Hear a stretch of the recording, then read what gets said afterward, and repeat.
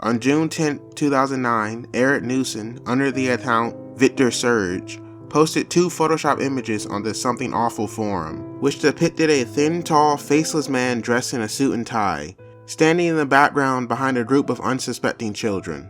Now, Eric posted these photos in a contest in which users would edit normal-looking images into something paranormal. He also wrote some text to accompany these images, with the first one being, "We didn't want to though. We didn't want to kill them. But its persistent silence and outstretched arms horrified and comforted us at the same time." 1983, photographer unknown, presumed dead. Along with a second image, which read, "One of the 2 recovered photographs from the Sterling City Library blaze, notable for being taken the day which 14 children vanished, and what is referred to as the Slenderman, deformity cited as film defects by officials. Fire at library occurred 1 week later, actual photograph confiscated as evidence." 1986, photographer Mary Thomas, missing since June 13, 1986. With these added texts, these photos went from just being creepy images to short horror stories. Now, unlike future internet horror legends, Slenderman didn't become immediately popular. His fame was more of a slow build. The first major appearance of Slenderman was only 10 days after the Something Awful post, when the first episode of the web series Marble Hornets was uploaded. One of the first analog horror series ever released, Marble Hornets was an amazing series that went on to inspire countless other internet horror series, and video games, one of which would be the catapult that launched Slenderman into stardom. If you asked someone who Slenderman was between 2012 to 2014, you would have heard something like, "Oh yeah, he's one of the scariest video game villains ever," or, "Of course, he's one of the greatest creepypasta monsters ever." Now, of course, you did the occasional, "Who the hell are you talking about?" But those are by people who weren't on the internet very much, so people who had lives. But if you were online around this time, you would know that Slenderman was on every facet of the internet. He was on memes, forums, books, blogs, hell, he was even in Minecraft. And around the time of his popularity, a feature-length film was made about him. But nowadays, almost no one talks about Slenderman anymore. So what happened? Why did this former cornerstone of internet horror become forgotten by time? Well, that's what I'm here to figure out. And to do so, I'm going to be going through the medium that popularized him in the first place, video games. That's right, we're going to be going through almost every popular Slenderman game ever made, where those being to determine if the Slenderman games were even good in the first place, but more importantly, to find out the reason why Slenderman has faded into obscurity. Now, as I stated, the focus for this video will be games based on Slenderman. This means I will not be covering mods or games with a variation of the Slenderman character, like Slenderina or Slendytubbies, or a game that features a character similar to Slenderman, like the Enderman in Minecraft. Now, there will be one exception to this rule, which will be the first entry in this video. And as an added bonus, I'm also going to rank some of the games at the end to see which one of them was the scariest, most accurate, or my personal favorite. Now, with all of that out of the way, let's get into the video. Slender Invasion. This Resident Evil Uprising ROM hack features Slenderman, or Slenderman. Like, as I prefaced, this isn't a Slender game, but I wanted to include it because it's the first game to feature Slenderman, even if it is a ROM hack. The story of this game is that you're a convict who escapes from prison and takes shelter within a laboratory that for some reason is creating Slenderman clones. You accidentally release them all and fight against them to survive. The gameplay is just Resident Evil but 2D, and that's pretty much it for this ROM hack. Before we get to the true list of games, let me explain that there are 2 major aspects of these games we'll be looking at. That is, their story and gameplay.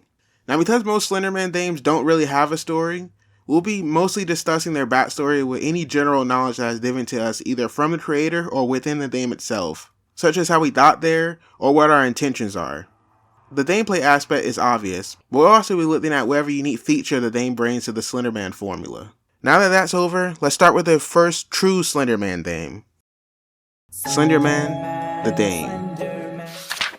Now, I know you might be a bit confused, but let me explain. See, this low-poly game was released only a couple months before Slender The 8 Pages was, but it didn't gain nearly as much traction during that time. So now that you know that, let's dive into the story. And what is the story of this game? Hell if I know. Your car breaks down on the side of the road, I guess, and you enter this nearby home to get help. Maybe? Inside the home, you pick up a VHS off of the floor and watch it. The screen displays Timu, Jeff the Killer, and then afterwards you turn around and get attacked by quite possibly the most suspect enemy in all of gaming. What the hell is is he doing to me? Get off me. This is not right. What the hell is this? After getting the enemy off, you find another VHS showing you an important location. Heading to this location, we see Slenderman for the first time. Now the rest of the story is just gameplay, so we'll discuss that part now. One thing I have to mention is how running looks in this game. Every time you sprint, your character bobs his head up and down. This was extremely nauseating. God, dude, I'm getting sick. Once I made it to the red building, I saw another one of these pale enemies. Something unique in this game is that Slenderman, instead of killing you, just teleports you back to your starting point, which is your car. I believe that this is due to the Diddy disciples, as in the Slenderman creepypasta, which his name is based on. Slenderman creates proxies in order to help him hunt down his victims. So maybe that's why he's not killing you? Once inside the red building, a bird flies out carrying a tea we need. We chase after the bird for an annoyingly long time, until it drops the tea. Once we have the tea, we return to the house and unlock the bedroom, where we find another VHS tape, and more importantly, a weapon. That's right, it's a gun, a pistol, a tool, a burner, a stick, or whatever the hell you want to call it. Gun in hand, I watched the tape, then afterwards I started looking around for a Slenderman. I see one of Slenderman's proxies, and after some trouble I eventually took them out. I took out another proxy before finally finding Slenderman. It was a tough battle, but it was finally over. I was more than happy to be done with this game. Oh, thanks. I mean, that was a great game. This game being the first of its time means they were a trailblazer, so I have to give them some credit for that. But that's about where my credit ends. Now on to the next game, which is the one most people recognize as the real first Slender game. Slender, the 8 pages. Now this game doesn't really have an actual story in it, at least not yet. And I know that sounds confusing, but don't worry, we'll come back to this game's backstory later when we reach Slender The Arrival. As for the gameplay, well, the game's location is a part that features a restroom, some rusted tanklers, a forest clearing called the Tutted Woods, cross walls, some large rocks, a silo, red dildo, a huge tree nicknamed the Starry Tree, a truck, and a trailer, a single large tankler, and finally the tunnels. Now I haven't played this game since it was first released in 2012, so I was really looking forward to playing it then. On my first attempt playing this game, I spent a long time just exploring around, as I've forgotten most of it by now. After walking around for some time, I finally found my first page, and that's when the music kicked in.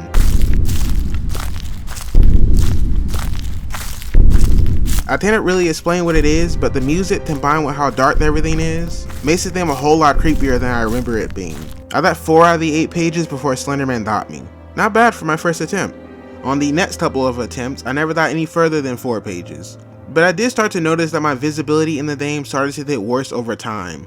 I wanted to find out why, so after looking at the wiki, I found out that the flashlight in this game has a battery life of 15 minutes and 45 seconds.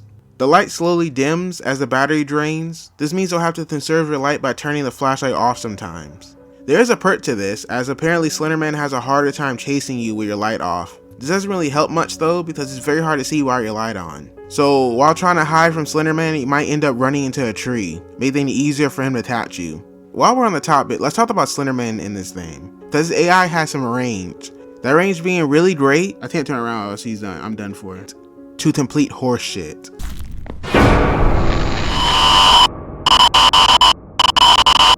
What? The great part is the looming threat he poses, constantly following you from behind, forcing you to remain aware of him at all times. I also love that he can just teleport away from you. This gave me so much anxiety about where he was going to show up next, and I loved it. Now, let's move on to the horse shit. Now I know I just praised Slenderman's teleportation, but one aspect of it annoyed me to no end. You see, at any point after you collected a page, Slenderman can just teleport in front of you. And if you're in a bad spot, this is just a game over. For example, while walking through the restrooms, I was at 1 page selected, just 1, when Slenderman suddenly appeared behind me. Now after seeing him, knowing I was in a confined space, I decided to immediately turn around and run, but as soon as I turned around, Slenderman teleported right in front of me and killed me. This is the horseshit. He's extremely aggressive for it being 1 page. Now I wasn't planning on beating every Slenderman game in this video, but I knew I had to at least beat this one. I never beat it all those years ago when I played it, so I wanted to finally complete it now. So after a lot of failed attempts, and I mean a lot, I decided to look up some tips online. One of the things I found was this map guide. This guide shows you the layout of the map, some general tips, and the best route for you to take. The route this map suggested is to start at the silo, then head to the stool, cut through the rusted tankers into the large rocks. Afterwards, we head to the cross walls, then to the thudded woods. We enter in and out of the tunnel to the single tanker, then we take the path down to the 2 vehicles and finally end up at the starry tree. Now, despite us going over to all 10 locations, there are only 8 pages in this game, and the location of these pages are randomized, which means there'll always be 2 locations that don't have a page. The tips listed here also said to turn off your flashlight whenever sprinting, and to try to run long distances as there is a 1-second delay before your stamina starts to recover. We'll come back to that. And the most important one was to use the stamina boost you get from Slenderman to get away from him. This boost triggers anytime you hear that iconic jump scare noise.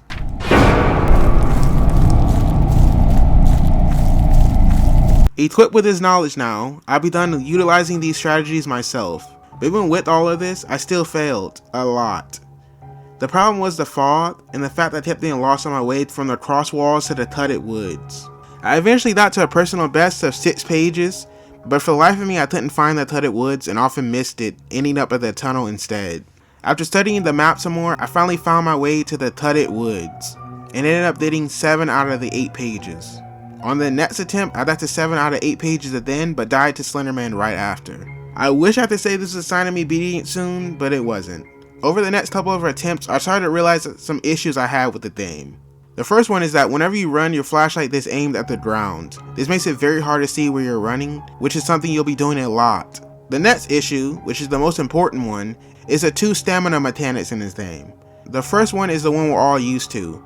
Running drains your stamina, and you have to stop running for it to recover. But the other mechanic is maximum stamina, which drains your maximum stamina every time you sprint.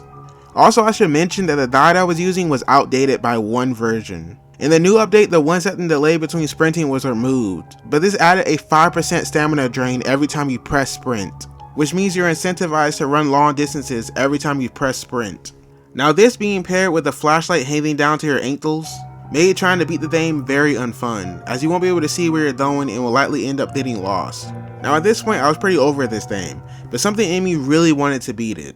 So I did some more research and realized that the route the guide told me to use was just too risky.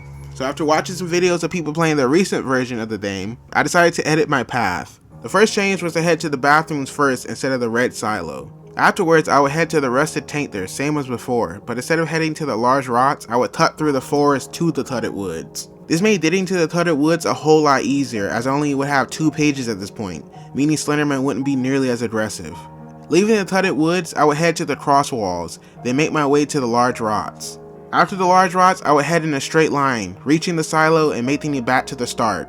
From there, I would head in a straight path from the starry tree to the 2 vehicles, a single truck, and finally ending at the tunnel.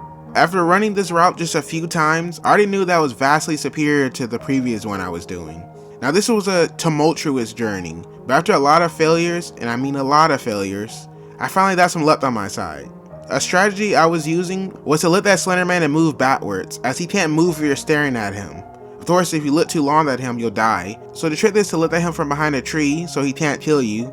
And because you're technically still looking at him, this also prevents him from moving forward towards you. Now the strategy won't work the entire time, as once you reach 6 pages, Slenderman will just start teleporting all around, whether you're looking at him or not. This means you'll want the last 2 pages to be as close as possible, especially the last one, as Slenderman begins to tweet out on 7 of 8 pages. On one of the runs, I found a page in the bathrooms, then another one on the rusted tankers. I made my way to the thudded woods, paranoid about where Slenderman was, collected my first page here, then started making my way to the cross walls. On one of the walls was a 4th page. Leaving the cross walls, I headed to the large rocks, where I saw the 5th page, and this is when I started to get worried. You see, at the start of this attempt, while walking to the bathrooms, I looked at the silo and saw a page there. So when I saw that page on the large rocks, I already knew where the 6th page was. This means I'll have to travel from the silo to the starry tree, one of the landmarks furthest from each other, all the while Slenderman is constantly teleporting around. So I collected the 6th page and tried my best to avoid Slenderman, even when he appeared in front of the starry tree. Avoiding him, I ran around the tree and collected the 7th page. This felt like a death sentence, as if there wasn't a page on the 2 vehicles, that would mean I'll have to travel the long distance to the single tanker, or even worse, the tunnel. Making it to the two vehicles, I saw that Slenderman was right on my ass. So I quickly glanced at the red truck, and after not seeing a page, I thought about just running for the single truck and tunnel, but first decided to at least look at the trailer. And there it was. I selected the last page and was ecstatic. Yes! Yes, oh my god, are you serious? I didn't know what the ending for this game was, so I just walked around until Slenderman got me. Afterwards, I wake back up in the forest, except now it's daytime. There was also another mode that was removed called $20 mode. This is essentially the daytime mode, but the song $20 by Ron Browns plays whenever Slenderman is near you. Give me $20, give me $20, give me $20, so I was very happy to be done with this game. Now for my honest opinion of it. I was surprised at how scary this game still was. The music and sound effects make this game a whole lot scarier than it looks. Now I will say that this game is very outdated, which should come as no surprise as it was released in 2012. After playing this game a few times, the whole thing becomes quite repetitive. And for how difficult the game is, you'll have to play it a lot just to beat it. I would also like to point out that I hate the 2 stamina mechanics, as it means you'll have to walk at an incredibly slow pace for most of the game. Of course, all of these criticisms are through the lens of 2026, so keep that in mind. Now to truly see and understand what kind of impact Slenderman had on the internet back then, we'll need to rewind the clock back. Far back. Okay, too far. There we go. Holy shit! It's the Slender Man! Hello and welcome to our very first intermission, and yes, there'll be more after this. In these segments, we'll be discussing anything related to Slenderman outside of the games, such as community feedback on the Slenderman character at the time, and any media related to Slenderman, like the movies. Now what you're seeing on screen right now is a timeline that we set up. We'll be discussing events that happened before, during, and after the games. This will be instrumental in helping us figure out what exactly went wrong with the Slenderman character. Starting at the top of the board is the date, June 10th, 2009, which is when Eric Knudsen, going by the username Victor Surge, first posted those 2 Photoshop images on the Something Awful board. 10 days later, after seeing the Something Awful post, Troy Radner and Joseph DeLarge would upload the very first episode of Marble Hornets, one of the first analog horror series ever created. Now to prepare for this video, I watched every single episode of Marble Hornets, as well as all of the To The Art videos, which is a second channel connected to the series. Despite this, however, I don't plan on doing a super deep dive into the series, as plenty of people have already done that. I will, however, bring up any relevant information as it pertains to the games in our timeline. The first thing that I'd like to mention is that the antagonist has little in common with Slenderman, aside from his appearance. He isn't even called Slenderman. He's referred to in the series as the Operator. Why bring this up, you might ask? Well, with the Operator being an almost entirely original character, he displays some unique abilities. The 3 notable ones being teleportation, electronic distortion, and causing an illness known as the Operator Sickness. If you know anything about Slenderman, you might struggle at some of these and say, well, hasn't Slenderman always done this? No, he has not. In fact, this is the first depiction of a Slenderman character displaying any of these abilities. So in a weird way, Slenderman and the Operator had a hand in each other's developments. By the way, if you haven't already, I highly suggest you check out Marble Hornets. Back to the timeline. On September 30th, a channel named Brett824 uploaded a video showing part of entry number 6 of Marble Hornets. Brett replaced the muted audio of the entry with the song Give Me $20 by Ron Browns. This is the first appearance of the $20 meme, which will become forever linked with the Slenderman character. The Slender 8 Pages theme even featured a mode called $20, which would play the song whenever Slenderman was near you. This was sadly removed due to copyright though. On November 6th, a person called into the Toast to Toast AM radio show, claiming to have encountered the Slenderman. Have you ever heard of the Slender Man? The Slender Man? Yes. No, I have not. Well, the Slender Man is one of those shadow people type stories, and it's common amongst kids. My girlfriend, when she told me recently that when she was younger, when she was a child, she got up one morning, she looks down the hall, and there's this man, the Slender Man. He's very thin, and he wears a black suit. Is he evil? I'm not sure. He's known as wanting to kidnap children, and I found this information on the internet.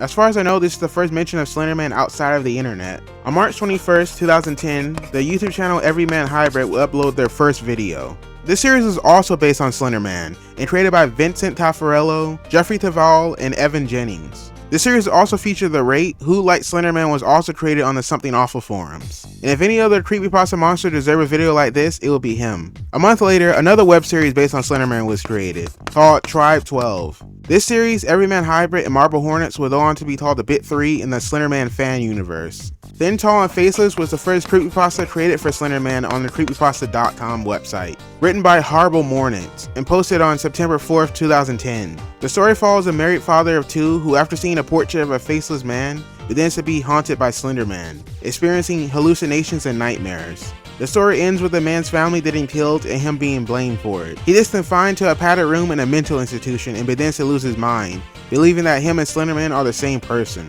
The story ends with the lines, "Sometimes I feel like I have become him, like we were the same being. That day, I learned something. We were Slender." What? Moving on to the new year, The Impossible Astronaut is the first episode of the 6th series of Doctor Who, released on April 23rd, 2011. And featured creatures called the Silence, who closely resemble Slenderman. Now, Stephen Moffat has claimed the inspiration behind them were the 1893 painting The Scream by Edvard Munch, and how people believe aliens looked back then in the 1950s. I still thought to bring this up because some people still believe the resemblance between them and Slenderman is too great to have been a coincidence. A couple months later, Minecraft released an adventure update for their 1.8 beta. This added silverfish, cave spiders, iron bars, melons, and amongst many other things. Most important to us is the inclusion of a new mob, named Enderman. Though there are some differences between them, it's pretty clear from the teleporting name and noises they make that this character is a pretty clear reference to Slenderman. The Enderman's appearance predates the first Slenderman game. Yup, you heard me right. The first appearance of Slenderman in a video game is Minecraft. October 29th is when the first actual Slenderman game is released, published by Dream Meteor Team. This game didn't receive much attention when it first released, not until Slender The 8 Pages came out. But it is still the first game to feature Slenderman in it. Many months later, on June 26, 2012, Slender The 8 Pages was released, published by Parset Productions. At the time, it just had the name Slender, and right here is the point where Slenderman's popularity exploded. When this game released, the attention received at the time was massive. Every single gaming YouTuber played it, and hell, even YouTubers who weren't known for playing games played it. After this game, Slenderman was everywhere. There were people cosplaying him, tons of fan art made about him, as well as a whole new flood of games created for him. I would also like to mention that he helped draw attention to the medium of creepypastas, helping popularize other characters such as Jeff the Tiller, Smile Dog, Eyeless Jack, and The Rape, who even predated him. Slenderman's popularity was at an all-time high in 2012. This wave will continue throughout the year and spill over into the next one. Now, I mentioned Marble Hornets earlier, but I'd like to talk a bit more about it extensively later, as it will be important to Slender The Arrival. But we aren't quite there yet. For now, let's discuss some Slenderman games that came out after the 8 Pages released. And we'll start with an iconic one, Slender's Shadow. Slender's Shadow was created by Mark Steele and released over a month after the 8 Pages. The game is unique in that it comprises of 9 different maps, instead of just one location like in 8 Pages. Each map comes along with its own unique backstory. Having said that though, the backstories usually consist of just on-screen text or voiceover. That gives us some very minor info. Still, there's more than to be said for the 8 Pages. One other thing I have to mention is that all the maps in these games were later remastered. So all the maps you see in this video will be from the remastered version. But any of the dates you see displayed here will be from the original map's release.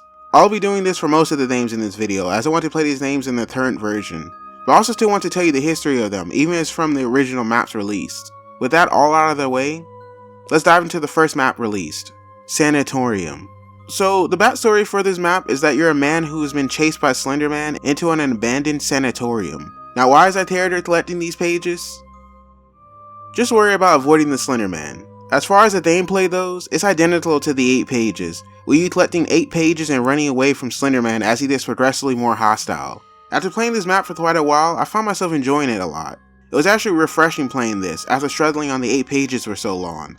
So what did I like about this? Well, I like the location. It's a nice change going from a wooded area to inside an abandoned building. I also really like the glow stick mechanic. See, the game gives you a limited number of glow sticks you can place down so you can mark where you've been. This is a really great tool to avoid getting lost, something that happened to me frequently in the 8 Pages. When I was searching this game up, I found that people have even done speedruns of this game. After watching a couple of them, I even did one myself. My only criticism for this map, and game as a whole, is that Slenderman is not really scary.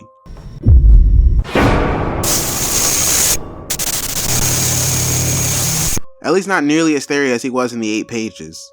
All in all, I had a great time with this map, and I enjoyed it much more than I did the 8 pages. With this map completed, let's move on to the next one. Hospice. Released only 9 days after the first map, the second map in the Slender Shadow game is called The Hospice, which to no surprise takes place in an abandoned hospice. This map's backstory is that you're playing as a woman who is chased by Slenderman into a hospice. Still no reason why you're collecting these pages, but whatever. Same as before, we have to collect pages while avoiding Slenderman. Now in the original version of this map, you were collecting poems instead of pages, but the gameplay is exactly the same. There's nothing unique in this map compared to the last one aside from the location, so let's talk about it. This map is a lot more compact than the sanatorium. There are beds and items scattered around. The rooms are very small and the hallways are narrow. Now this map was when I started to notice a pretty big problem with this game. That problem being Slenderman. Now despite all the crap I talked about the 8 pages, one feature I really appreciated was being able to momentarily stall Slenderman by looking at him. That feature is also present in this game, but it's much worse. See, stalling Slenderman is crucial in this game, as he moves every time you aren't looking at him. The real problem with this is that unlike in the 8 pages, Slenderman only stalls his movements for as long as you are looking at him. Something similar to how SCP-173 works in SCP Containment Breach. The difference with SCP-173 is that he can be stalled by shutting doors behind you, and if you run far away enough, he'll lose you. Compare that to Slenderman in this map, where there are no closable doors and he can chase you around the entire map. What I'm trying to explain here is that there are a lot of situations in which Slenderman makes his level unbeatable. For starters, unlike 173, staring at Slenderman too long will flat out just kill you. I know this is the same as in the 8 pages, but as I said, Slenderman can be stalled. Another problem with the map being so compact is that walking backwards while staring at Slenderman is very difficult.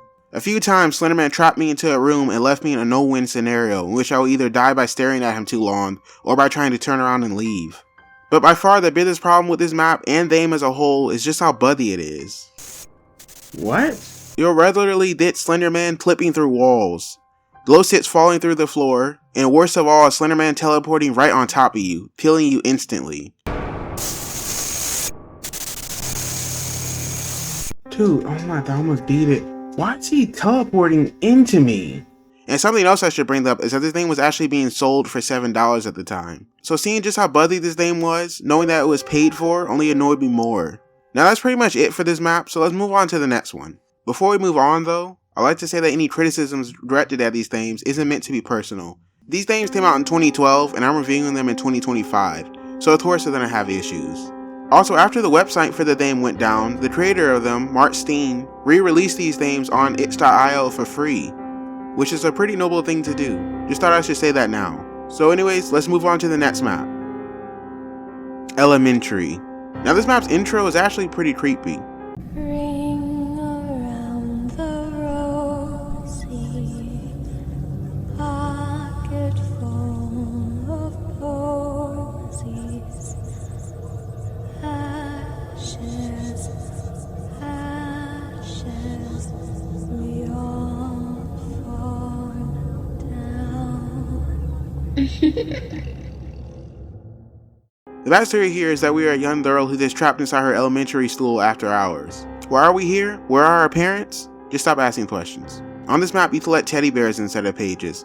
I'm guessing this is because we're a young girl, but the teddy bears are placed on meat hoods. Now, why would there be giant meat huts placed in an elementary school? Like I said, don't ask questions. Now, I do like this map a lot more than the last one, as it has a lot more room to move around. One change from the last map that I don't like is the removal of glow sticks. Though I guess it does make sense, why would elementary school girl have glow sticks? But why would anyone just carry glow sticks with them? Whatever. The gameplay is basically the same as before. Collect 8 pages, teddy bears, before Slenderman gets you. The problem with this map, same as before, is Slenderman's buggy AI. He still clips through walls, and with some of the rooms being so narrow, you'll often end up in some straight up unwinnable situations at the end. There isn't much more to say about this map, so we'll move on to the next one. Mansion. The backstory for this map is that we are playing as a young man who's been stalked by Slenderman for months and has developed a slender sickness and fallen into a coma. Now trapped within our minds, we have to navigate his childhood home and find 12 of his childhood memories before Slenderman kills us. Now why would we, you know what, never mind. Like the maps before, we have to collect items and avoid Slenderman. I will say, collecting some of these memories can be quite hard as some of them blend into the background. A little indicator I found is to turn off your flashlight and look for a slight illumination around the item. Now this map is pretty big, featuring multiple floors and a creepy basement. Something else to note is that due to the multiple floors, Slenderman will sometimes float in the air, which is pretty hilarious. Alright, let's move on to the next map. Where am I? How did I get here? I can't remember. I must have blacked out. I need to get out of here. I have the worst feeling that something is following me. Claustrophobia. Here we play a man who ends up in a maze with no idea how he got there. All he knows is that something is chasing him. Not a bad premise, and any question we have can be answered with, Oh, no. So like the previous two maps, we aren't looking for pages, rather we need to find 10 Ps to unlock this large metal door leading out of the maze. Taking place within a maze, it should be pretty obvious that the pathways are narrow, winding, or often lead you to dead ends. The glow sticks really come in handy on this map, as you'll likely be walking in circles most of the time. A nice trick that I found was to use the statues above me to get a sense of where I was. Now I would have liked this map a bit more if not for the problem that has plagued all the other maps, which is Slenderman of course. Me not being able to take my eyes off of him meant I spent most of the time walking backwards. This made for a pretty unenjoyable experience. I only played this map for a short time before I moved on, but I'll just say that even without Slenderman, I still don't think this map was for me. 7th Street. On this map you play a young woman who wakes up in the middle of an empty street. On this map you collect 6 pages instead of 8. Wouldn't have made more sense to collect 7? Moving on, I really enjoyed playing this map. I liked the location and how the buildings looked. Something I didn't like is that with how wide open it is, keeping Slenderman away from you without dying is pretty difficult, as there are long stretches of pathways with nothing to avert your direct line of sight of Slenderman. This meant, like the last map, I ended up moving backwards most of the time. This was annoying, but I still had a pretty good time on this map. Let's move on to the next one. Prison. This map takes place in an abandoned prison, where we play as a man trying to escape from Slenderman. And that's about it. Now this map is considered to be the hardest one out of all of them. After having played it, I can agree, as the jail cells are small and the corridors are tight and confusing. And another thing that makes this map so difficult is a unique feature present only here. Let me explain. So just like the other maps, Slenderman's aggression is tied to the number of pages collected. But in this map, it's also tied to an invisible in-game timer. This is why Slenderman is so much more aggressive on this map compared to the others. You can safely be assured I did not end up beating this one.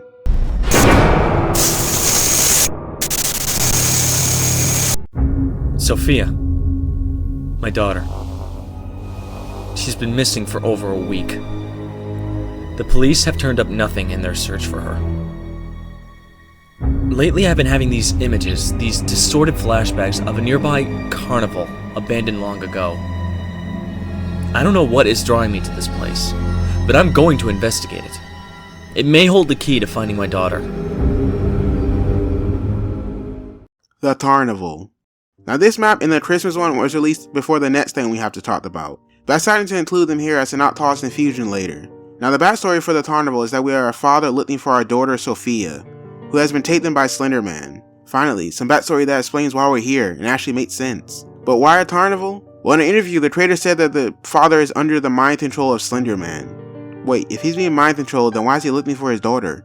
Oh, whatever. On this map, you are collecting 8 drawings. Something neat about this map is that your view is almost entirely in black and white. Now this makes everything really hard to see, but it's also pretty fucking cool. Now I believe that this is the biggest map in the game, and it certainly feels like it. Now with how dark everything is, it was pretty difficult to find any of these drawings, so I spent quite a while just trying to find my way around the map. Slenderman also start to chase you before you collect any of his drawings, and with his AI, you can imagine how that went. So while I do like this map, with how Slenderman behaves and how dark everything is, it kinda makes it hard to enjoy it. That's all I have to say about it, so let's move on to the final map. Christmas Special. This map takes place in Santa's workshop, where you're collecting 8 presents while trying to avoid Santa Claus. Now there is no backstory for this map, so I'll just assume you're an elf who asked if they pay with actual money instead of candy canes. And so now to set an example, Santa Claus is here to knock you off. This gameplay is not much different from the other maps. One thing I'll say is that the presents, which you collect instead of pages on this one, can be spawned on the ground, which can make it pretty hard to see with all the snow around. Having said that, I will say I really enjoyed this map, as it wasn't meant to be taken seriously. This is probably my second favorite one behind Sanatorium. Merry Christmas. So that's all for the Slender Shadow map. As unofficial follow-up to the 8 pages, I'll say that this theme was pretty good, especially for its time. I definitely enjoyed the first map more than the other ones. The only thing that holds this theme back is, funnily enough, Slenderman himself. This, combined with the stalling mechanic not really working, the constant glitches, and Slenderman not really being starry, prevents his name from being truly something great. I still enjoyed it more than the 8 pages though. Haunt. The real Slender theme. Well, it's about time we played a real Slender theme. I couldn't pin down the exact release date for this one, but it was somewhere around November. Now before we delve into the theme story, let's first talk about this theme's backstory. After hearing about Slender The Arrival getting a commercial release instead of being released for free, the creator of this theme wanted to make a Slender theme for free to show people that themes can still be made for free and of a high quality while needing a price tag. A noble goal. Though he was criticized for the name and had to change it due to copyright issues, this will not be the last Slender theme to face a copyright issue. Now with that background out of the way, let's get into the story of this theme. Taking place in Poland, this theme begins with us stumbling upon a truck outside a green park. On top of the truck is a document discussing the alteration of a facility for a project known as Project Haunt. They plan to change the objective of the facility from destruction to adaptation. Now this is just the first page. The next one is a report that all operations have ended in the Green Park Power Station, and that they are ready to receive new visitors. Sounds pretty sus. The third page is a note mentioning the capture of local reporters who were snooping around the building. The author mentions them getting prepared for the adaptation process. They also insists all future unauthorized persons to be dealt with in this manner. The next page is a report that the first batch of visitors have been successfully adapted. They glaze themselves by remarking how perfect of a location they have for conducting these experiments, also suggesting that even if someone were to escape, they likely die in the forest surrounding them. Ironically, the very next page mentions how a subject escapes the facility. The subject's name is Mark Slender. Yes, that's his name. And yes, he is Slenderman. But we're getting ahead of ourselves. The note explains to raise all alarms and gather all personnel to look for him. On top of the note is a hand-drawn message reading, "Burn him in the building." The sixth note states that they believe Mark Slender to be dead, as he escaped before the adaptation process to be completed. They claim that Mark Slender's face was completely burned, leaving him with no eyes, ears, or mouth. With this knowledge, they officially close the case on Mark Slender. The next report discusses personnel complaining about headaches, temporary blindness, and feelings of sickness. They explain that several personnel were found in a catatonic state. The next page is a note stating that all personnel must evacuate the facility immediately, as the place has been deemed no longer safe and will be burned to the ground. The author mentions something about the enemy breaking through all their fences, which suggests this may have been written during a war. The ninth page dispels rumors that this area is haunted, stating that Green Park is in a depressed area, so the smoke from burned bodies cloud in the air, and then inhaled, which is the cause for the illness. The author ends the report by announcing that the facility will be closed tomorrow, and all evidence will be gone. The 10th note has the author of the previous one apologize for all the pain and misfortune he and everyone else has caused many others. He remarks that he killed Mark Slender and now he's being haunted by him. Oh boo-hoo, bitch. So apparently the people conducting these experiments were not I don't know if I can say that. Let's just say they were World War II Germans. After they conducted these experiments on a man named Mark Slender, he became an angry spirit and now haunts anyone in the park, which now means us. So with the story portion over, let's talk about the gameplay. Slenderman's design in this game is definitely the scariest one I've seen so far. Whoa, what the fuck was that? With the amount of tentacles coming out of his back, he looks like an eldritch horror, or a boss from Bloodborne. Now the first time I died to him scared the absolute shit out of me. I think it's opening a door.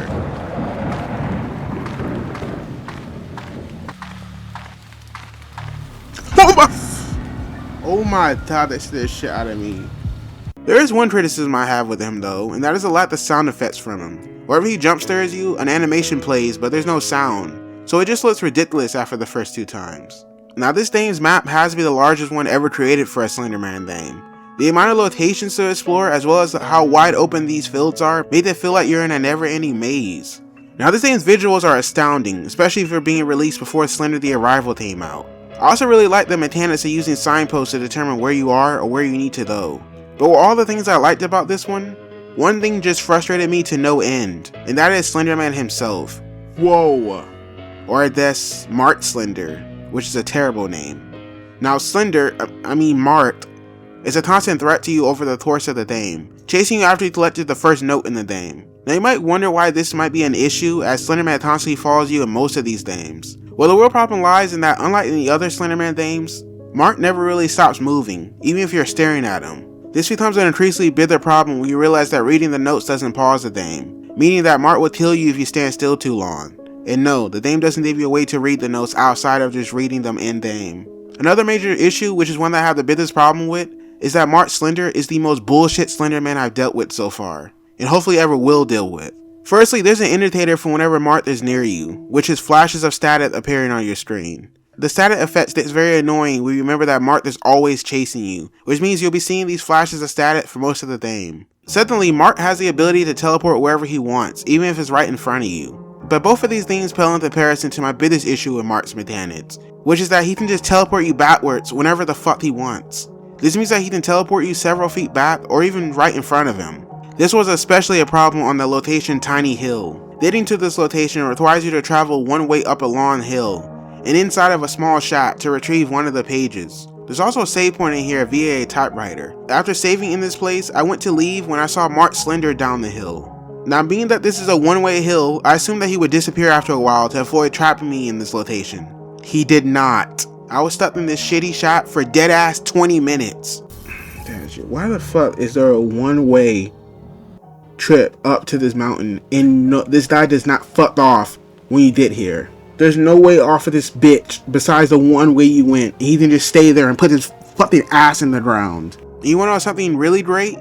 Anytime I actually made it off the hill, Mart would just teleport me right back and then appear right in front of me. Now I really did want to like this game, but a combination of all these issues I mentioned really turned me off from it. The creator went on to create more games, which I'm really glad to hear as he's shown impressive talent with this one. Just maybe not with Mart Slender himself. Slender, the 9 pages. Now with a name like 9 pages, I was expecting this name to play the exact same as the 8 pages, but with just one extra page in it. But after loading it up and playing it myself, I realized I was right. It's the exact same. So like the 8 pages, there is no real story aside from you just collecting Slenderman's pages for some reason. So for the gameplay, as I said, it's the exact same as the 8 pages, except that now you're in a cellar and you're collecting 9 pages. Now the sensitivity in this game is disgustingly high. I often ran into walls just trying to navigate around the rooms. Because of this, I died to Slenderman many times.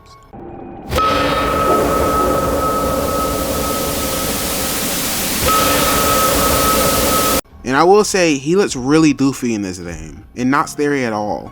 I will say he made me jump the first time due to the loud noise, but after that it was fine.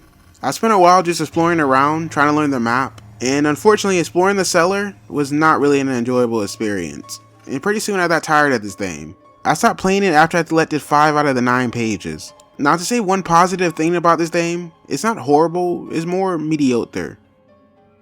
Slender Remake. This game is a remake of the 8 pages, so I'll assume the backstory is the same as that one, which means there is none. Despite this being a remake of the 8 pages though, there is some unique things about it.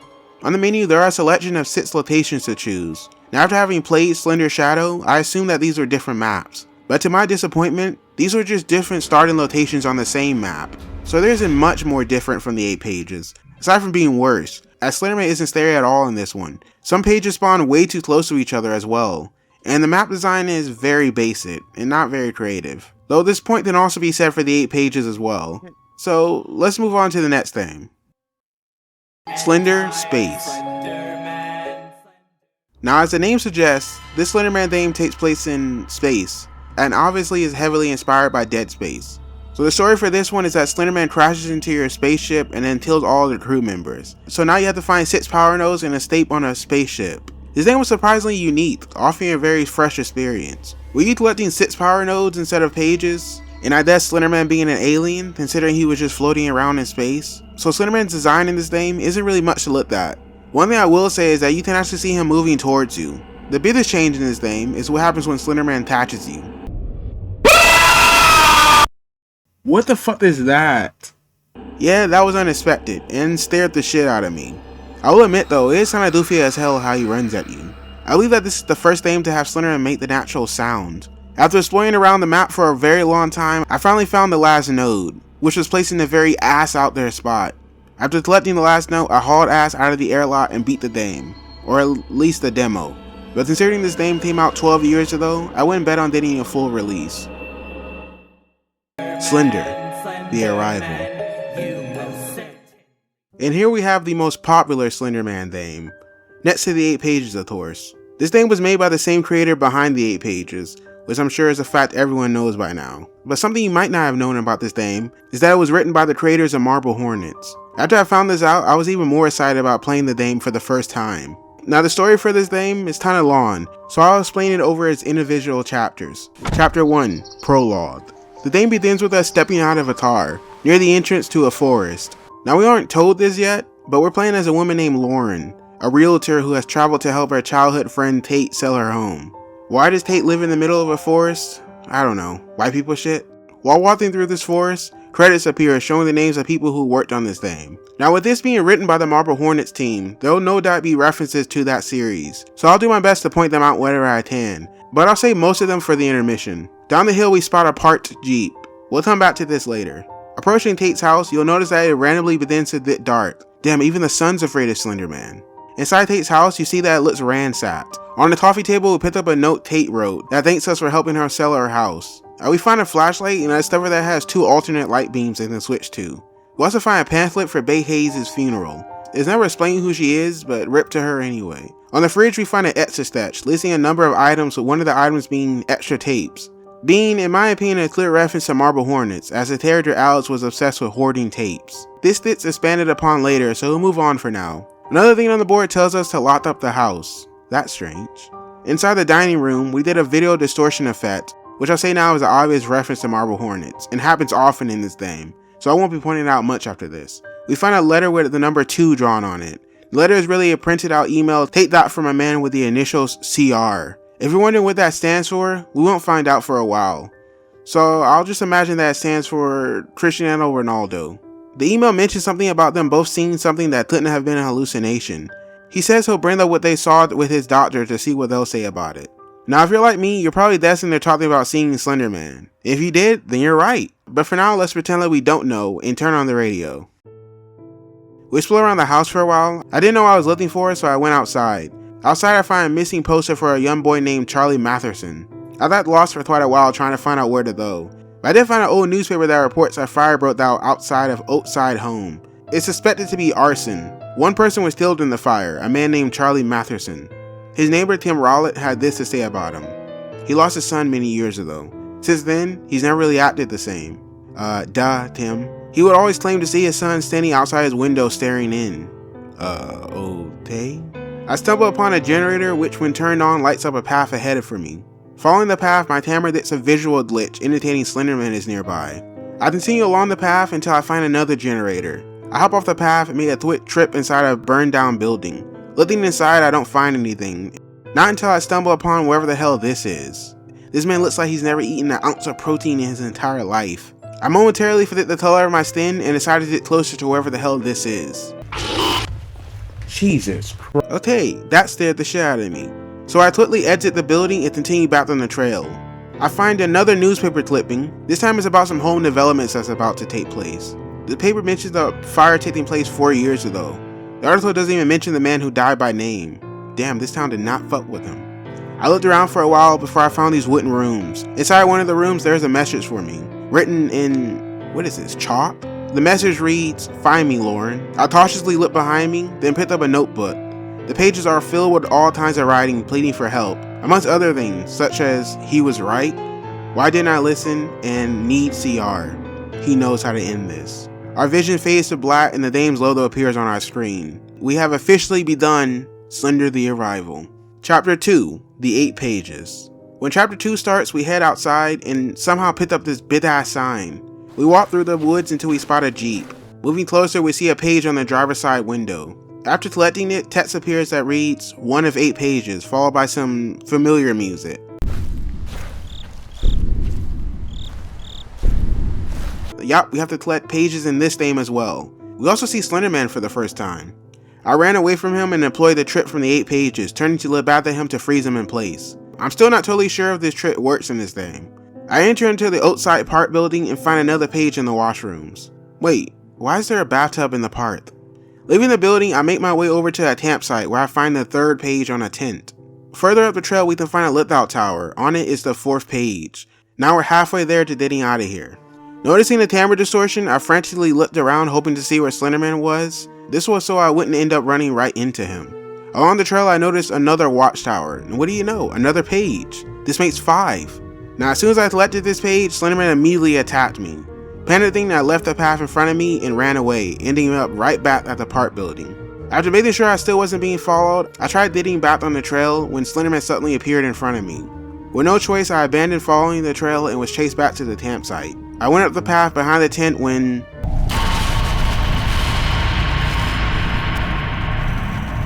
I reached a Tardo building which Slenderman appears inside of. I put some distance between us but didn't want to leave the area as I believe a page was here. I eventually had to leave as Slenderman started spawn camping the interior of the building. As I left, my controller battery got low. Apparently Slenderman powers can affect you in real life. Now this was the point where I started to get lost. I was so busy running from Slenderman, I had no time to get my bearings. I did find a porta potty, which thankfully had the 6th page. Now remembering my experience from the 8 pages, I knew this was around the time when Slenderman would start tweeting out, and that's what he started doing. I found a Tardo building once again, but unfortunately Slenderman was still date peeping. I decided to risk it all and enter the building hoping to find the page as fast as possible. Running through this area, I knew Slenderman was on my ass, so I sprinted out of there. But did you see it? Yes, that is the 7th page I needed. Luckily, Slenderman appears outside the building, so I ran back inside and actually spotted the page this time. So now with only 1 page left to go, I hauled ass into the woods, hoping to find the last page as soon as possible. I ran through the woods as Slenderman constantly teleported around me. Now at this point, I was very lost. I spent a very long time just running away from Slenderman, worried that he was going to kill me. After a while, it started to seem like no matter where I was headed, Slenderman would always teleport in front of me, blocking off my path. I spent the next few minutes accidentally looping back to the place I've been. Along the way, I noticed that this game featured a mechanic also seen in 8 pages, which is the sprint boost you get from being stared. With this boost, I was able to travel up a very narrow path until I reached a path with 2 different directions, one ahead of me and the other to my left. I looked to the left and saw a map board. Knowing that I haven't visited this before, I ran right to it and saw it, the final page. After selecting the page, the music suddenly stops and a cutscene plays showing us frantically running through the forest trying to escape Slenderman, but each time he just teleports us to a different place. Suddenly we blacked out. When we waked up, we find ourselves now on the ground with daylight above us. We don't know how much time has passed as time on the video camera has not changed. Now this could mean one of 2 things. One being that the recording was simply stopped, which is unlikely as who would have stopped it? Or this could be a reference to Marble Hornets, as we see many examples of the operator manipulating time. Chapter 3, Into the Abyss. After waking up in the forest, we head over to the entrance of the Slonderman mining shaft. Before we head in there, we find a note with the number 6 on it. The note is addressed to Tate, and the author recounts an experience they had trying to find Tate when their flashlight broke. In the darkness, they claimed to hear screaming that sounded like Tate. They also felt like they were drowning and being crushed at the same time. Now I won't read out any more of these notes as we'll have time to analyze them later. For now, we can surmise that this note was written by Ronaldo, as she and him were the only ones in contact about these strange happenings. We'll also find another note talking about the closing of the Slonderman mine. On the entrance of the mine, we also see another missing poster for Charlie Matheson. Another area, we also find another note with the number 5, and this time it's signed by Ronaldo. Like I said, we'll talk about these later. That's enough notes, let's go into the damn mine already. Entering the mine, we begin to hear some creepy whispering.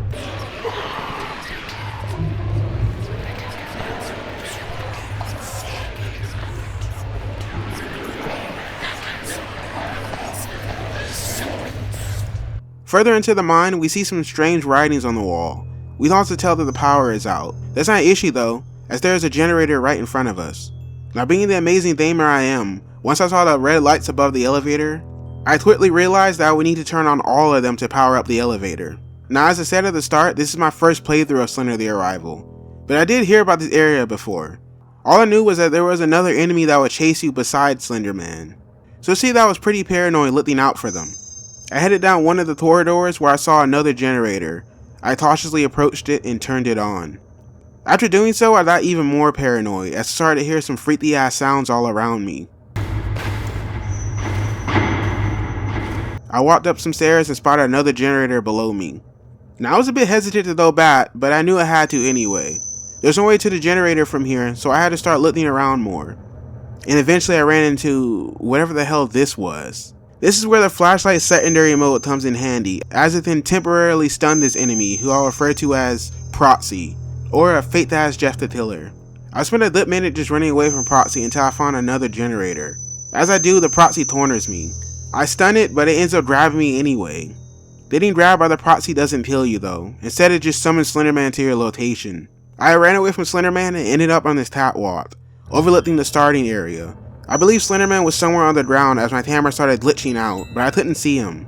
Now this would have been fine if not for the Proxy also being hot on my trail, so I had to focus on stunning them while also trying not to die from Slenderman, who was somehow affecting me even when my back was turned. After escaping, I tried my best to find the next generator, but I got lost pretty quickly and ended up back to the starting room.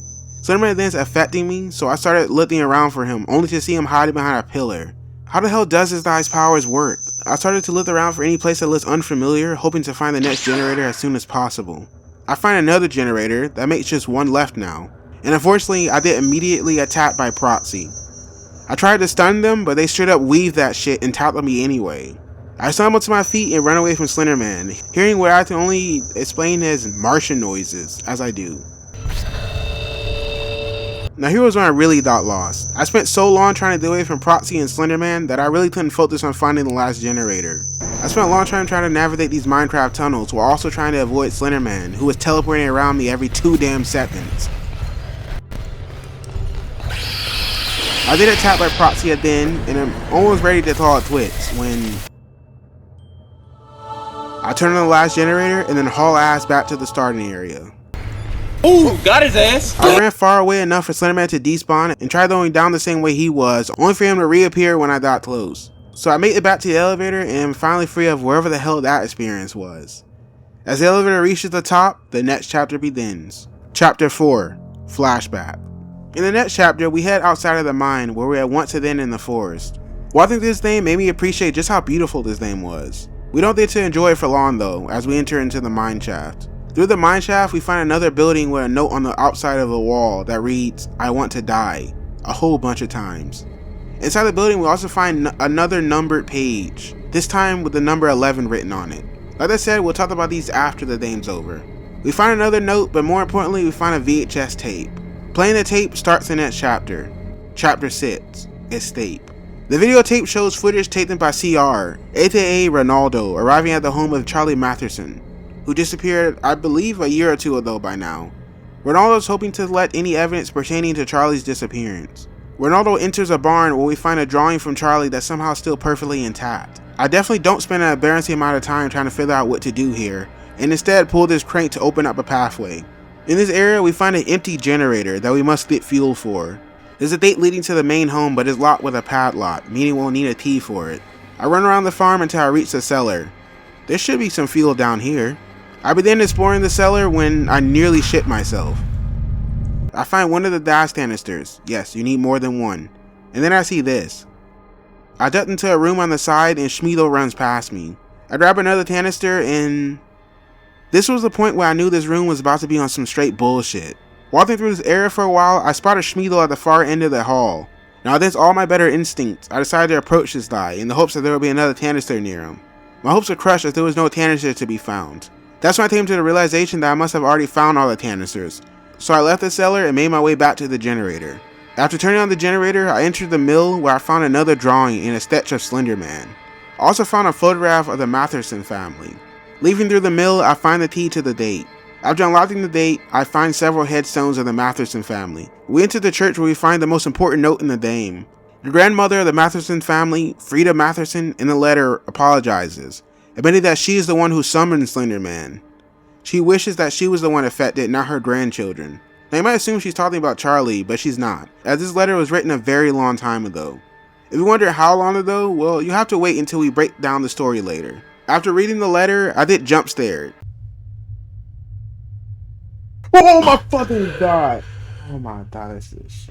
There was no good reason for that. On the floor of the church are children's toys, which we can pick up. Out of nowhere, we hear some shriek, which immediately puts me on my guard. After collecting the last toy, one of the Schmeedle enemies bursted through the door, so I didn't win without even fully knowing what's happening. As I reach the top of the podium, he begins following me, so I briefly wait for a moment before I get to moving. Outside, I run all the way to the house, where once again I read a note from Frida's sister, Francisca, who tells her not to worry about the creepy tall man stalking her. I can only assume that she packed up and left after writing this note. I see a hatch on the ground, so naturally I jump down and I get to moving swiftly out of the house and head back to my car, when suddenly Ronaldo just drops the camera and continues running as Schmeedle chases behind him. So much for collecting evidence. That's where the tape ends, but there's another tape we can play that begins the next chapter. Chapter 7, Homestead. The tape starts with Tate drawing before she suddenly grabs the camera and whispers that Slenderman is here. Now we must close all the windows and doors to prevent Slenderman from entering the home, even though he can teleport. I run into each of the rooms checking to see which ones are locked or not, and the front door is left wide open. Nice job there, Tate. So after closing that shut, I search around the house for any other open windows and doors. I eventually shut all the windows and doors, but hey, remember that thing about Slenderman teleporting? Well, that's exactly what he does. So now we have to hide in our room. After shutting the door, Slenderman appears and bitch slaps us across the room and out of the window. And that's where our tape ends. Chapter 8, The Arrival. Once the next chapter begins, we exit the building and re-enter into the forest again. Yay. I spent a lot of time trying to scale up this mountain. I don't know why I was trying to do this, like this name is Skyrim or something. But eventually I find a cave opening, and inside of it is another note from Ronaldo, which we'll talk about later. Further into the cave, we spot a bunch of writing on the wall. We also find a note that apologizes to someone for letting him in. I assume that him is Slenderman. The note looks pretty new, so I doubt it was written by Frida. Exiting the cave, we see a large fire has started in the forest. I know Smokey is pissed somewhere. Now as I try to navigate my way out of this forest, Slenderman shows up. I can't really see where he is, but from the distortion I know he's close by. Well, how dark and fucking confusing this forest layout was, I spent a long time trying to find an exit. Meanwhile, Slenderman is just zipping back and forth around me. I spent so long here that Slenderman killed me, and this was my first death in the game. The second time around, I tried to keep a closer eye out for any paths that I might have missed. While looking for one, I saw Slenderman with a long-ass tentacle coming out of his back. I've hiked up a hill and finally found a way out of this ass forest and entered into a building. Now at this point, I was ready for anything, so I picked up the key and unlocked this door, which seemed to lead to some kind of bonfire. As I walked over to the bonfire, my flashlight died and my camera battery was running low. I walked through this series of hallways and was greeted to a jump scare. Reaching the end of the hall, I enter into another room with various writings on the wall. At the end of the room, we see a Kentucky Fried Body along with a camera. We don't get to see a video, but we can hear audio of a conversation.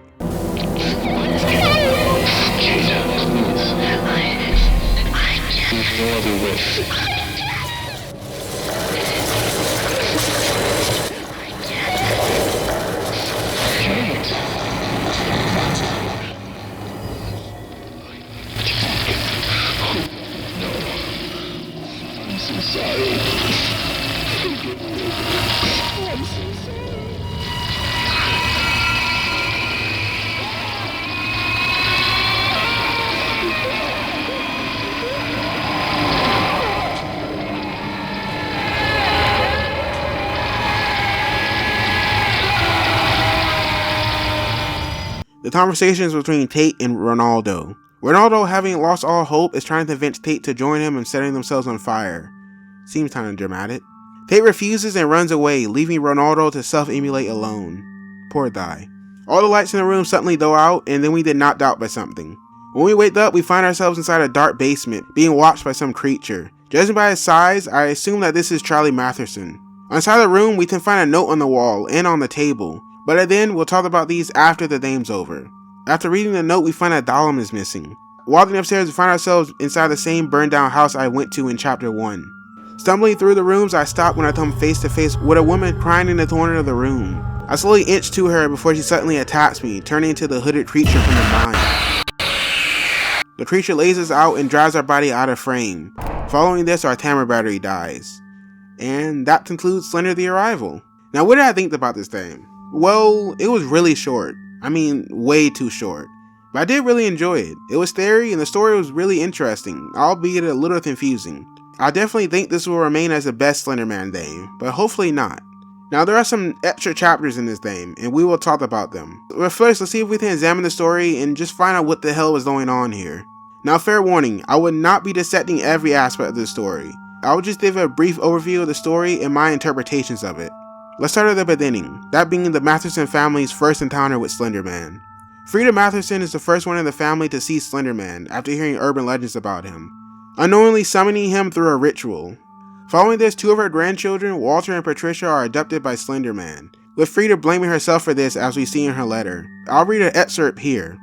I seek only salvation for myself and my family from that demon sent to torment my life.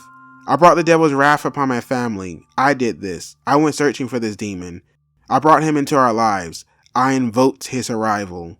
Frida sends letters to her sister Francisca, detailing her experiences about Slenderman, but her sister disregards her stories. Eventually realizing Slenderman will forever haunt her family, Frida decides to take an extreme measure. She explains her decision at the end of her note, writing, "We must all bear this burden. We must all repent for our ignorance, and rid this world of this demon for good. None ever shall confront this evil ever again. It dies with us. May the fire cleanse our souls and burn our sins." Following this note, Frida sets her home on fire while her and her family are still inside, killing all of them. Now unfortunately for Frida, she made a big mistake by informing her sister Francisca of Slenderman's existence, as this now attaches him to her family. In a strange decision though, Slenderman wouldn't attack any of her family. Instead, he would use his connection to them to haunt the lands the family lived on for decades. One day, while on a trip to the family farm, Charlie discovers a stack of family letters detailing their experiences with Slenderman as well as a photo of him. This unfortunately causes Slenderman to get attached to Charlie, which leads to his disappearance in another chapter, which we'll cover later. Prior to his disappearance, two kids, CR and Tate Millens, reportedly explore the family's land at night with flashlights. One day they both have an encounter with Slenderman, which both leaves them with psychological issues for years to come. A short time before the game starts, CR, whose real name is Carl Ross, yeah, I was disappointed too, he sends a letter to Tate reminiscing about their previous excursions all those years ago. Tate sends a letter back, and unfortunately this exchange brings back the memories of their encounter with Slenderman. Soon after this is Charlie's disappearance, which Carl tries to investigate by speaking with Charlie's father, Charles Matherson, though doing this only gets him kicked out of his house. I don't know exactly how much time passes, but between these two events, but after Charles' suspicious death, Carl decides to contact Tate then, and try and figure out what they both saw, hoping to connect it to whatever happened to the Matherson family. Tate eventually agrees, and her and Carl head back to the park behind her family's home, where Carl falls down a slope and begins hallucinating. By the time Carl gets back up to wherever he was, Tate is long gone. He goes back to her house and finds her inside watching television. He is unable to get her attention, so he leaves. In letter number 6, which Carl sends to Tate, he says, "I heard sounds all around me, screaming. It sounded like you." Following this, Tate begins to act strangely, heading to the woods and filming. Carl mentions this in letter number 9 after finding Tate passed out, writing, "You had a broken video camera with you, and a bag full of drawings." I believe that this is when the extra chapter, chapter 9, took place, which is a remake of the original 8 pages game. We'll also talk about that chapter later, but for now let's continue. Around this time is when I believe Tate is being slowly transformed into a proxy by Slenderman. Meanwhile, Carl goes to investigate Charlie Matheson's disappearance by traveling to the family's farm. Here is where he finds the notes by Frida and discovers how Charlie was abducted and how to potentially stop Slenderman from spreading. Carl is then chased off of the farm by the proxy of Charlie. I believe that this encounter, as well as reading Frida's notes, is the reason for Carl's mental decline. After this encounter, Carl heads to Tate's home, convincing her to travel with him to a radio tower. At the radio tower, Carl confesses to Tate about how Slenderman attaches to people. The only way to stop his influence from spreading is to eliminate yourself. Carl decides that setting themselves on fire is the best way to get rid of Slenderman. But Tate doesn't want to become a human barbecue, so she dips out as Carl gets lit, and not in the fun way. Tate is presumably turned into a proxy by Slenderman shortly after this, and sent into the Tolman mines. After repeated attempts to contact Tate fails, her friend Lauren travels to her home to check on her, and that's where the game starts. Hurrying back to the end of the game when Lauren is dragged away by Tate, to presumably be turned into a proxy. With Lauren having made contact with Slenderman, her family could also potentially be affected by him now, which means Slenderman's influence is now spread outside of the park. This could set up a future sequel or spin-off focusing on Lauren's family or someone else. But we're getting ahead of ourselves for now. Let's examine some of the hidden chapters in this game. The first one we'll be examining is Chapter 9, Genesis. To play this chapter, you have to first select it from the menu. The chapter itself is a remake of the 8 pages, featuring the same locations and landmarks. It has the bathrooms, rusted tank theirs, tutted woods, 4 walls, the large rots, the red Dildo. the stereo tree, 2 vehicles, single truck, and the tunnels. Now the first time around I died because I missed one of the pages somehow, but on my second attempt I found all 8 pages. Afterwards an invisible Slenderman grabs me. I didn't know he had that ability. This guy can really do everything. You can see he somehow says the words, "I have plans for you, Tate." This retroactively makes the character we play in the 8 pages Tate. This is what I meant when I said the game didn't have a story yet. The next hidden level is Chapter 5 Memories, which begins after we touch this teddy bear in the woods during Chapter 4. This level is a flashback showing the perspective of Charlie on the day he went missing.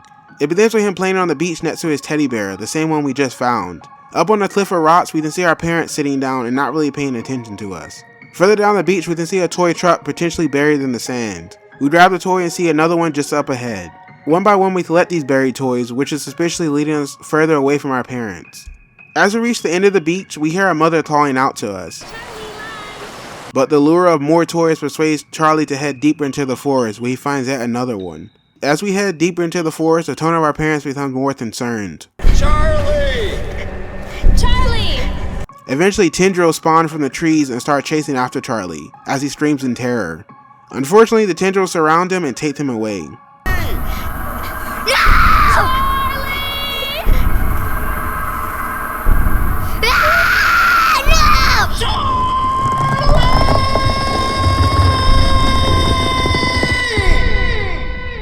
And with that, the chapter ends.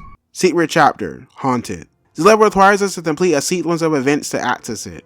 During the prologue, we must first interact with the swing set outside of Tate's home. Then we head inside the home and interact with the piano until it plays a specific tune.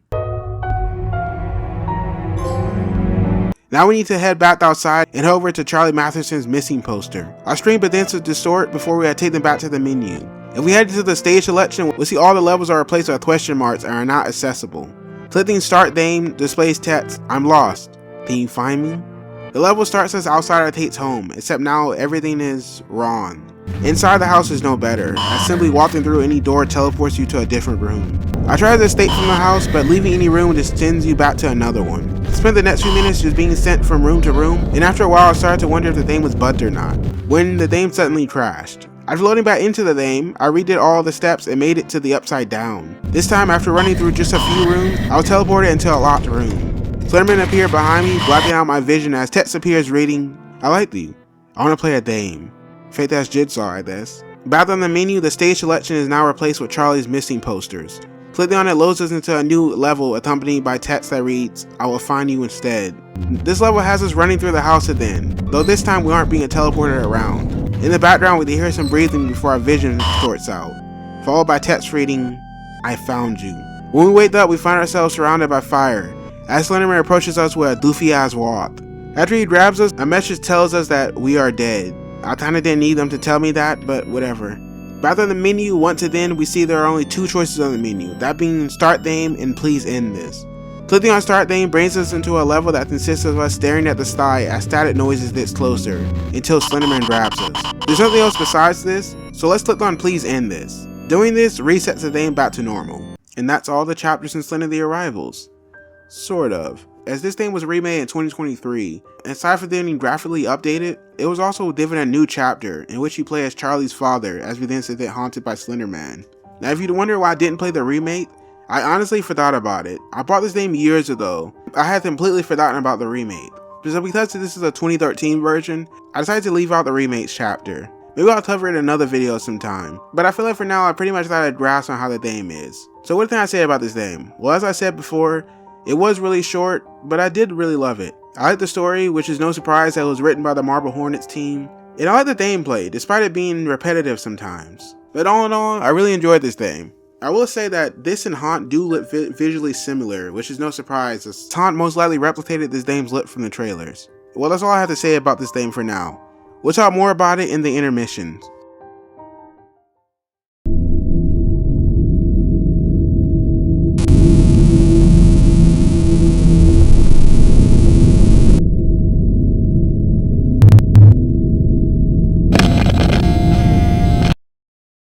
You scared, ain't you?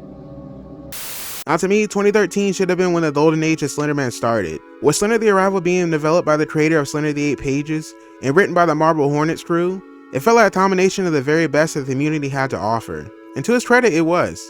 The game wasn't perfect. Even at the time, criticism was levied at its length and gameplay, claiming that it was too short and repetitive. I would also like to point out the ending for Slender The Arrival was much different when it was first released, ending after you found CR's body. As you saw, there isn't much more content in the third version, but I couldn't imagine playing it at the time and getting such an abrupt ending after such a short game. But all these issues seem minor, as this seemed like a perfect starting point for a new series of Slenderman games made by Blue Owl Studios. Unfortunately, this will never become a reality, but I'm getting ahead of myself.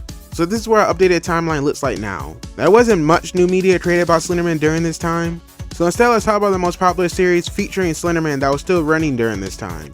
That being Marble Hornets, of course. Now if you haven't seen Marble Hornets yet, I'm gonna do my best to avoid mentioning any major spoilers. So because of that, I'll be intentionally leaving out some characters' names in important parts.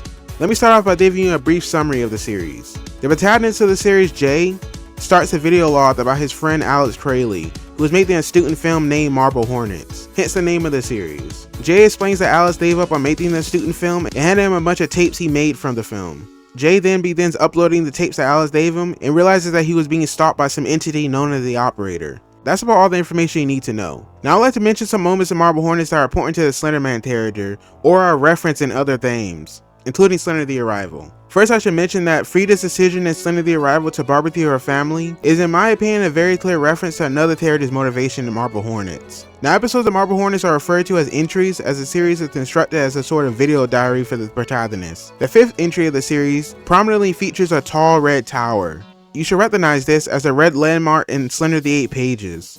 The style is also seen then in entry 21. Entry 31 takes place in a park named Rosswood. This will be the name of a future spinoff of the series, and is also likely where the 8 Pages game takes place. Entry 38's intro is very similar to the intro in Slender the 8 Pages, suggesting that it might have inspired it.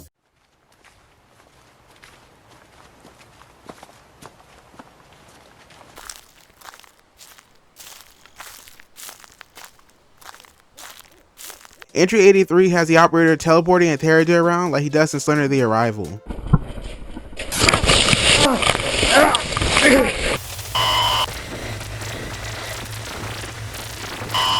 Entry 8 features Alex drawing some pages. More can be seen briefly in entry number 11. The variation of these pages can be found in all Slenderman games. The way Alex wakes up in entry number 11 and searches around for the Operator is later replicated by Tate in Slender The Arrival.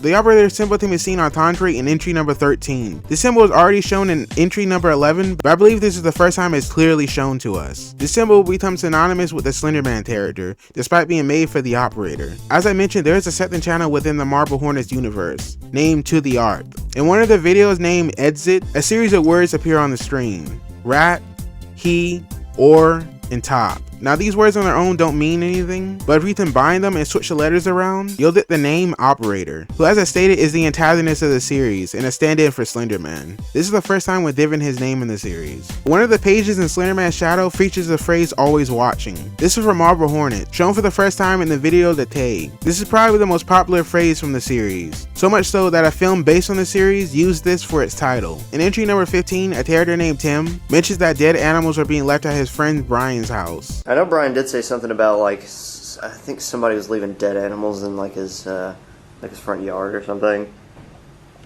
This is a reference to the early Slenderman mythos, as this was something that happened quite often with the character, but I don't think this is a thing anymore. Entry number 16 of the series has the first display of Operator sickness.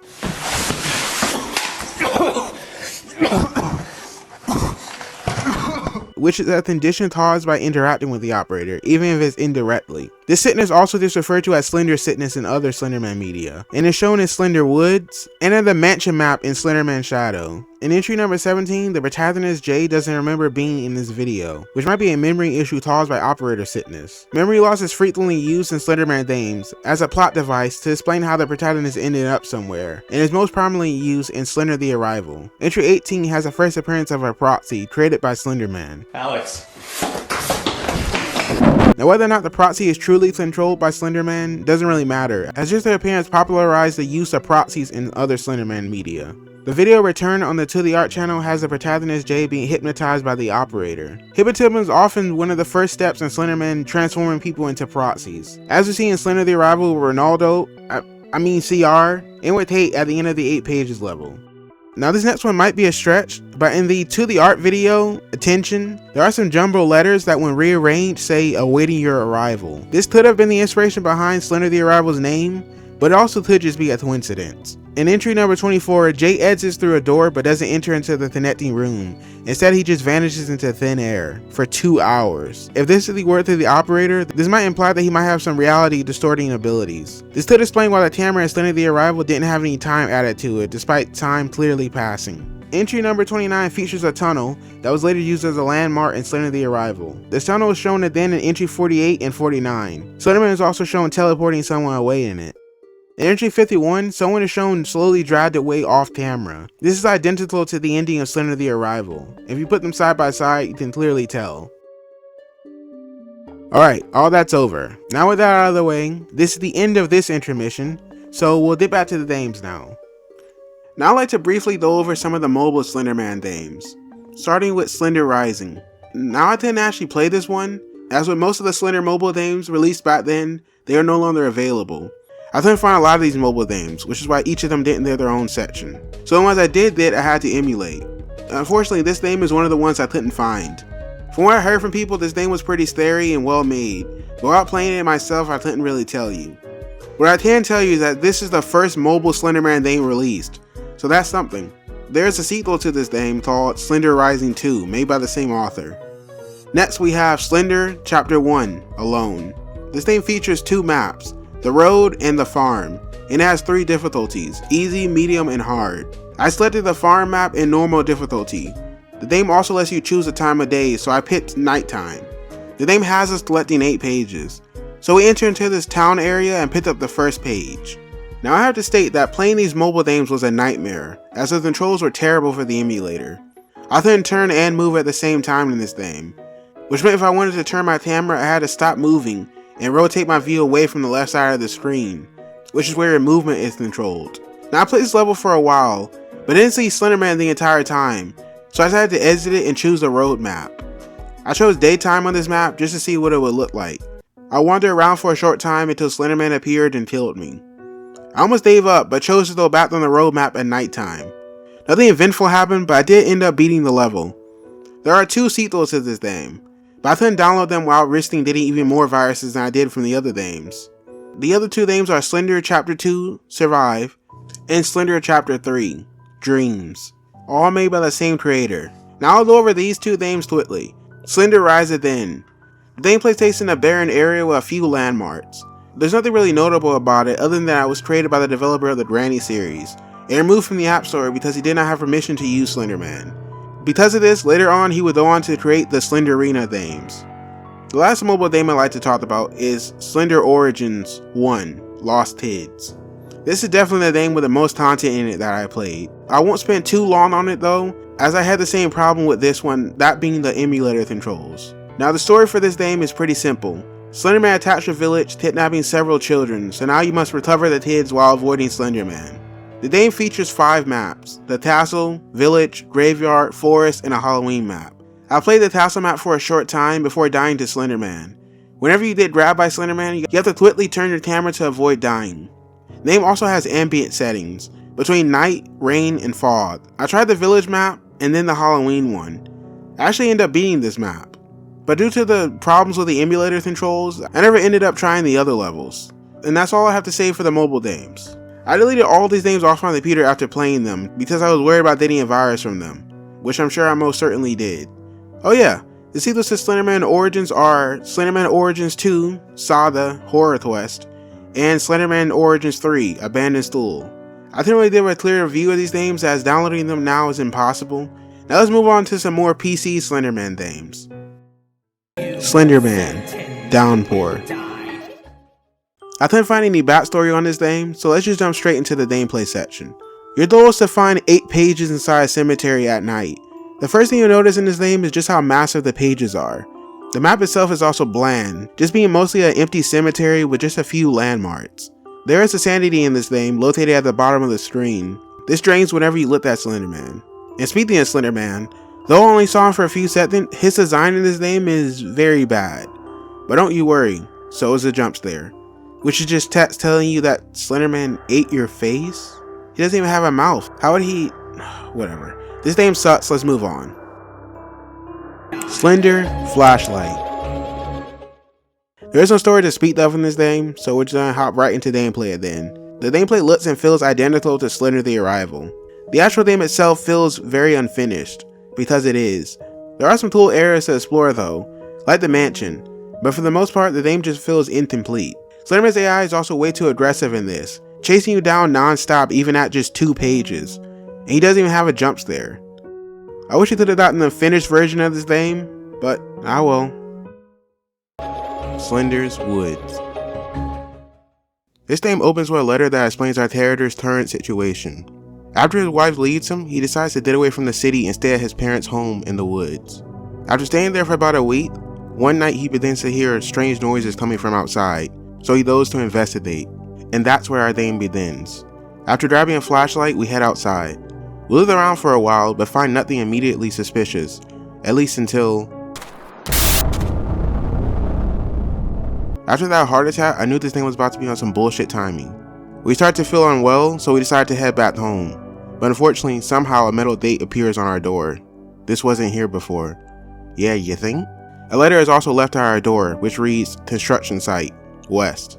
I feel like there's a bit more written on there than that, but whatever. We turn around and we then heading to the construction site. On the way there, we travel to a couple of other locations before reaching the site. We enter into a Tardo box room and see a letter on the table.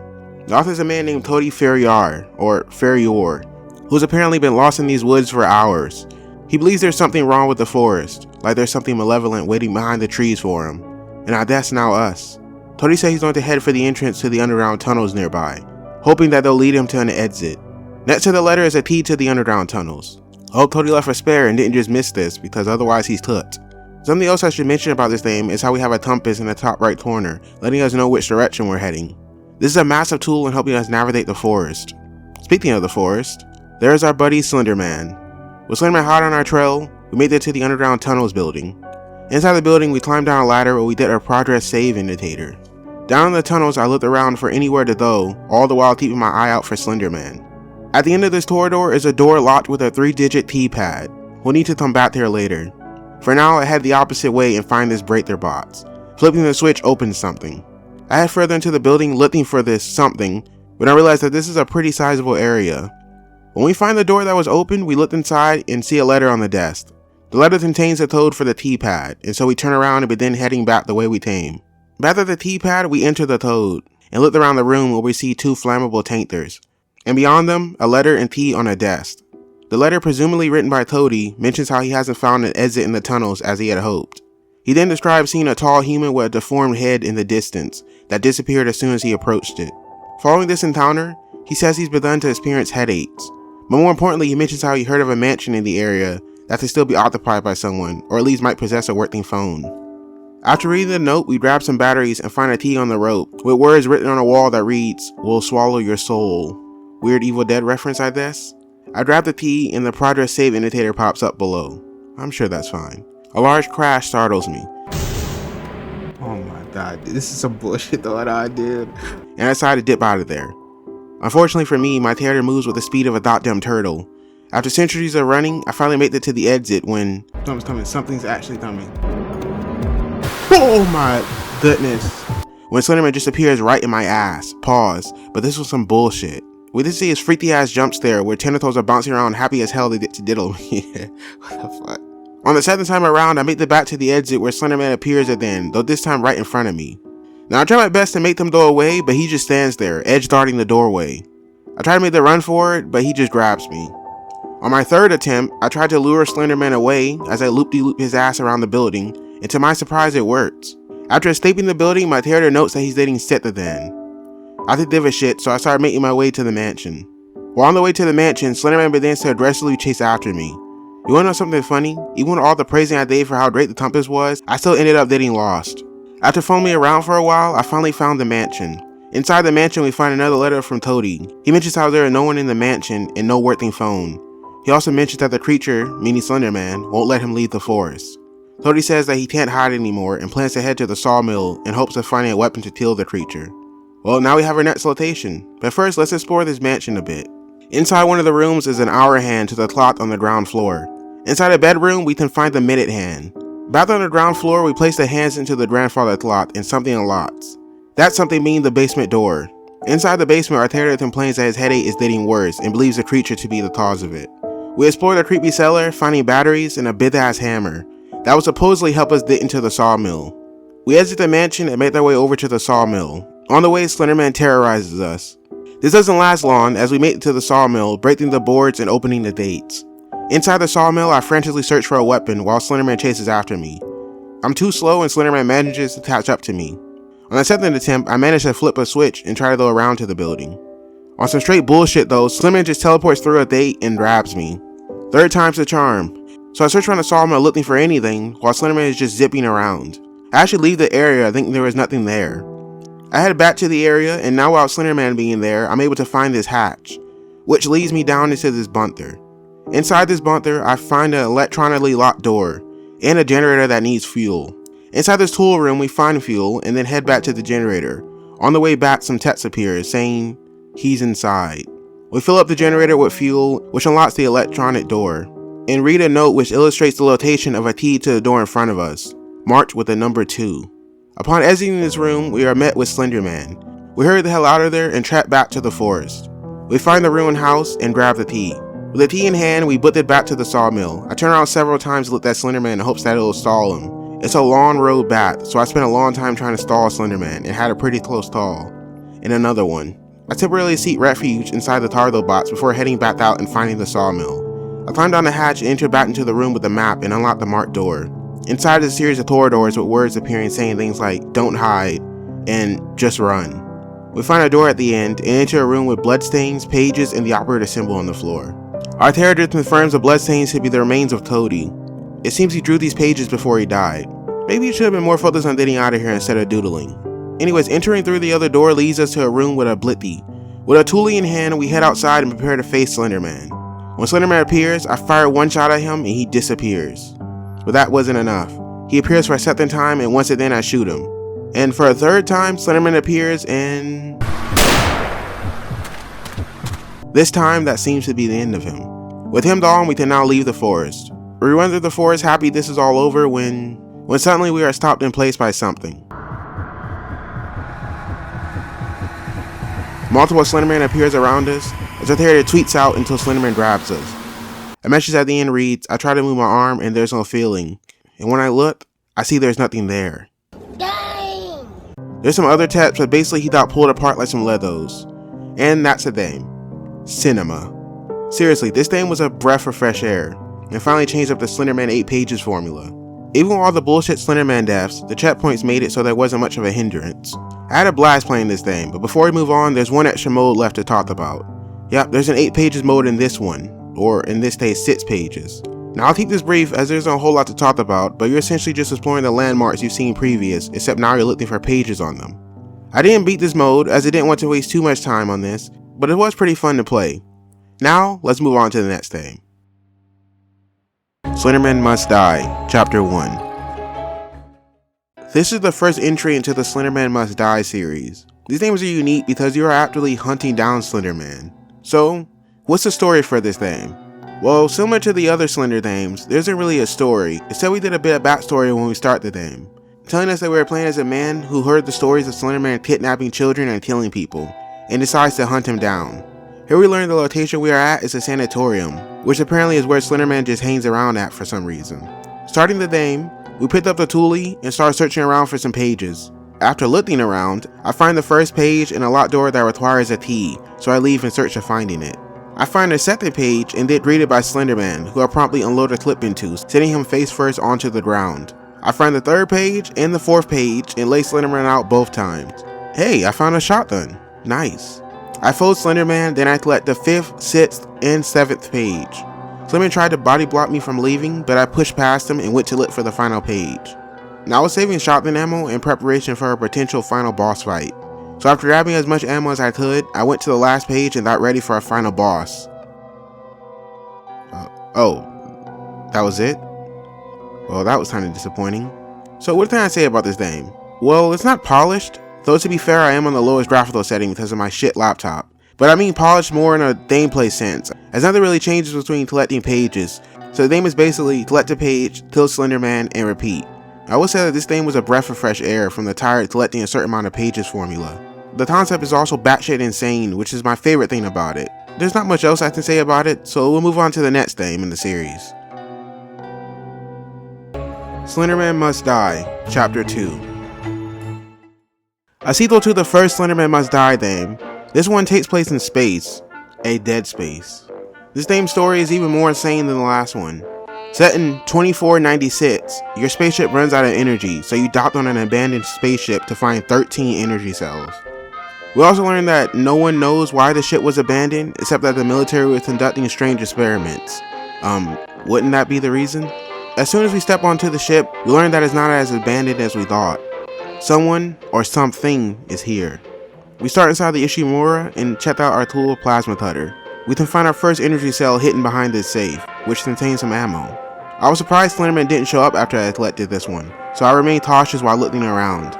Oh yeah, Master Chief makes an appearance in this thing. After finding the set in energy cells, Slender still hasn't shown up, so I was starting to worry that this thing was bugged. After finding the third energy cell though, Slenderman finally showed up, looking like Jack Skellington. Took a bit more ammo than he did in the second thing to fall, but I still took care of him. I found the fourth energy cell up on some pipes and the fifth one inside the vents. I also thought another spawn of him stuck in the doorway. Now we need to focus on just how bad the accuracy for this gun is. Along the way I picked up a machine gun from Halo. Well, I guess Master Chief won't be needed anymore. I found the sixth energy cell next to a body and find Slenderman. And with this rifle, I completely put him on his ass. I find the seventh energy cell and the eighth one, hidden in a shit ton of crates. I find the 9th, 10th, and 11th energy cells pretty close by each other. And after finding the 12th one, I picked up a fake-ass BFG, saw Slenderman, and blew that man down. I loop back around to this large room and see Slenderman appear from behind these two metal crates. After floating his ass, I spot the last cell underneath the crate, and upon picking it up, I complete the game. Now despite this game being the same as the last one, I actually enjoyed it a lot more. I think the setting really helped with my enjoyment. I hope the next game is just as different as this one was. Slenderman Must Die, Chapter 3. The third theme of the Slenderman series takes us back to the start, back to the forest. In this theme, I learned very quickly that Slenderman does a shit ton of damage when he hits you. Yes, a shit ton. Now I'm not going to spend as much time on this theme as I did the other ones, as to put it bluntly, it was fucking ass. The location is pretty boring, the map is just a flat plane where everything looks pretty much the same. Even the houses look the same. Slenderman is also really annoying here, as even with him being almost One Punch Man, the game still forces you to be in these tiny ass rooms, making death almost guaranteed. Whoa, one hit? I really did want to like this game, but after playing it so much longer than the other ones, due to me dying over and over, I started to dislike it a lot.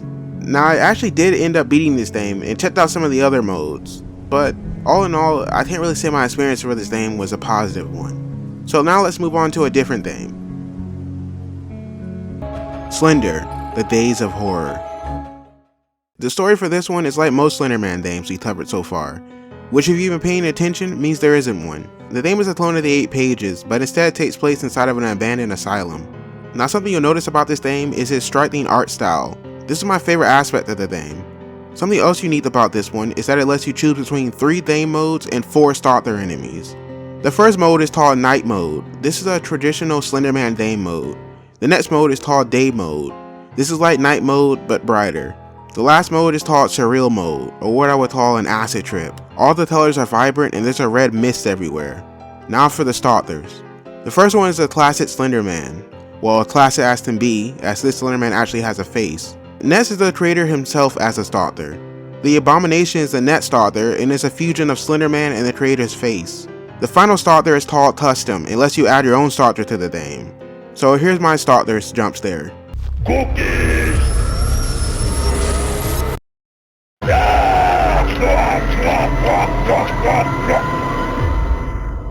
Cookie!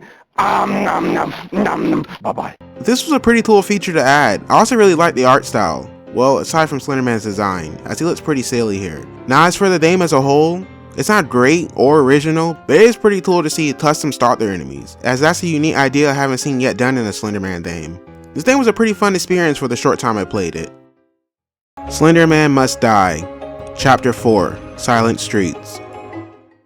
Back to the Slenderman Must Die series, this one takes place in a city called Silent City. Well, we've already copied Dead Space, so might as well do Silent Hill now. There's no backstory for this game either, as the game only asks us, are you a hunter or are you prey?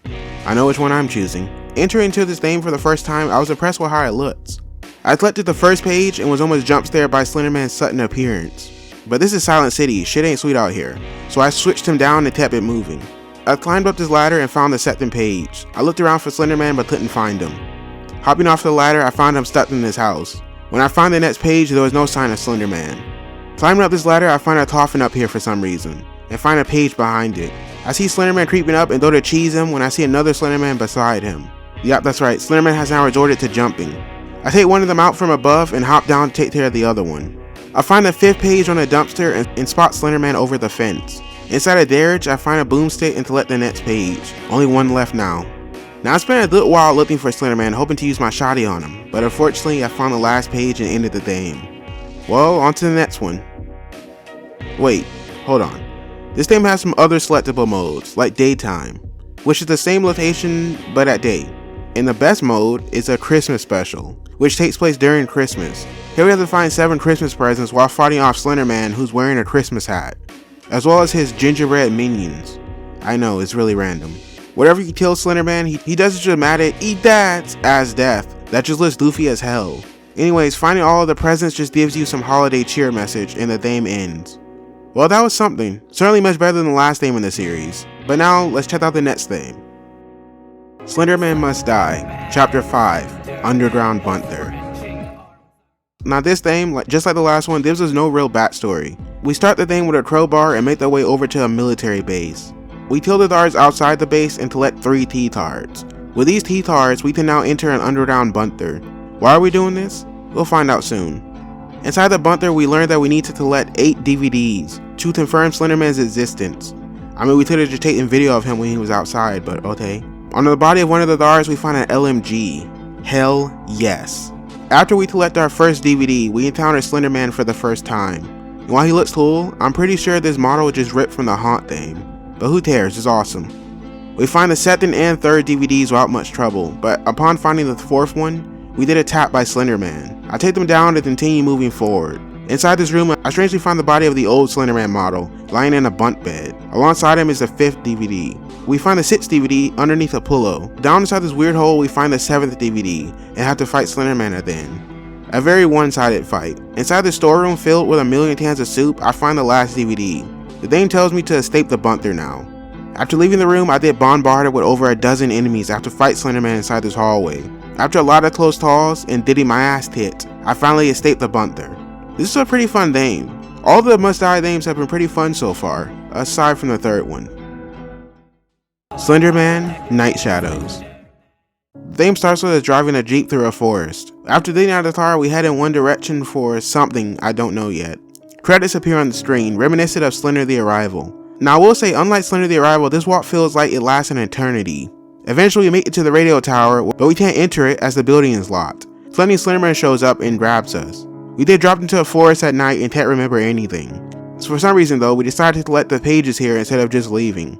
We collect the first page on a watchtower and the second one on a shack. After doing this, Slenderman shows up and I booked it away from him. After getting some distance, I turned to see if he's following me and then met with the most stomach-turning camera effect I've ever witnessed. And I'm not kidding, I actually started to get sick from this. Dude, this made me sick. Jesus. I stare at Slenderman too long and he kills me, even though I'm still able to move during this. Whatever, let's try this again. Starting over, my plan was to collect all the pages as fast as possible to avoid seeing the distortion effect. Unfortunately for me though, one of the pages was glued to the wall, so Slenderman was able to catch up with me. I grabbed the page and tried my best to navigate around the map. I searched long and wide, but I just couldn't focus on anything as Slenderman was constantly on my ass. I found another page that was also glued to the wall, and just take a look at how ridiculous the distortion effect is.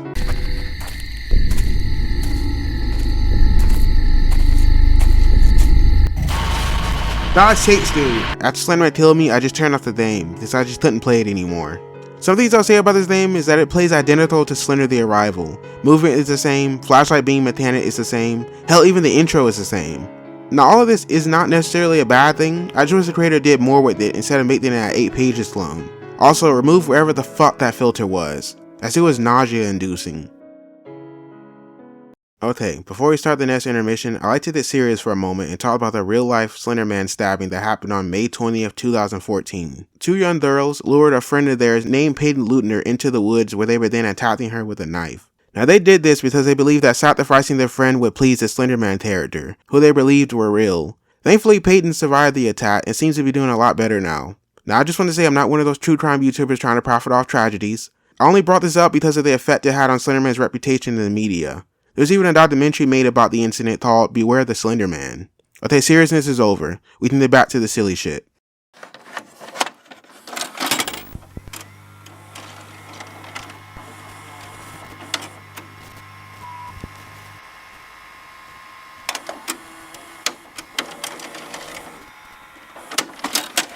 Around this time, between 2014 to 2015, was when the Slenderman, I guess I should call it franchise, started to have a lot of issues. The first major one being that his most popular series, Marble Hornets, had reached its conclusion. Now this shouldn't have been too big of a deal, as there were still two other series going on at the time.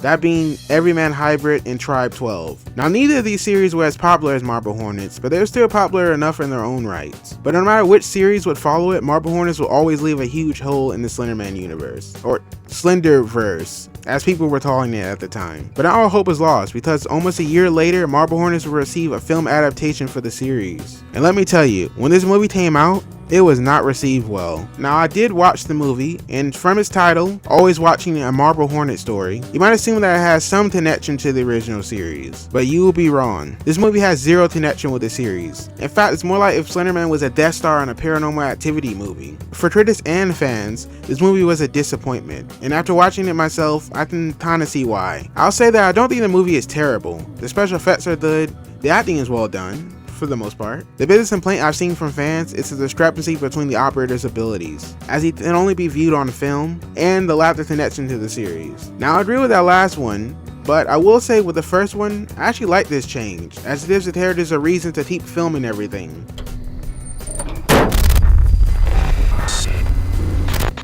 Now one last thing I will say about this movie is that I didn't like how the main character's behavior changed over the course of the movie. At the start of this movie, our protagonist Milo sleeps with this woman named Sarah. From here, he begins to stalk there for however long it was, I can't remember. Initially, I believed that the operator was influencing him to do this, but no. He was just a creep. Now, something. We get to a point in the movie where a new character is introduced named Charlie.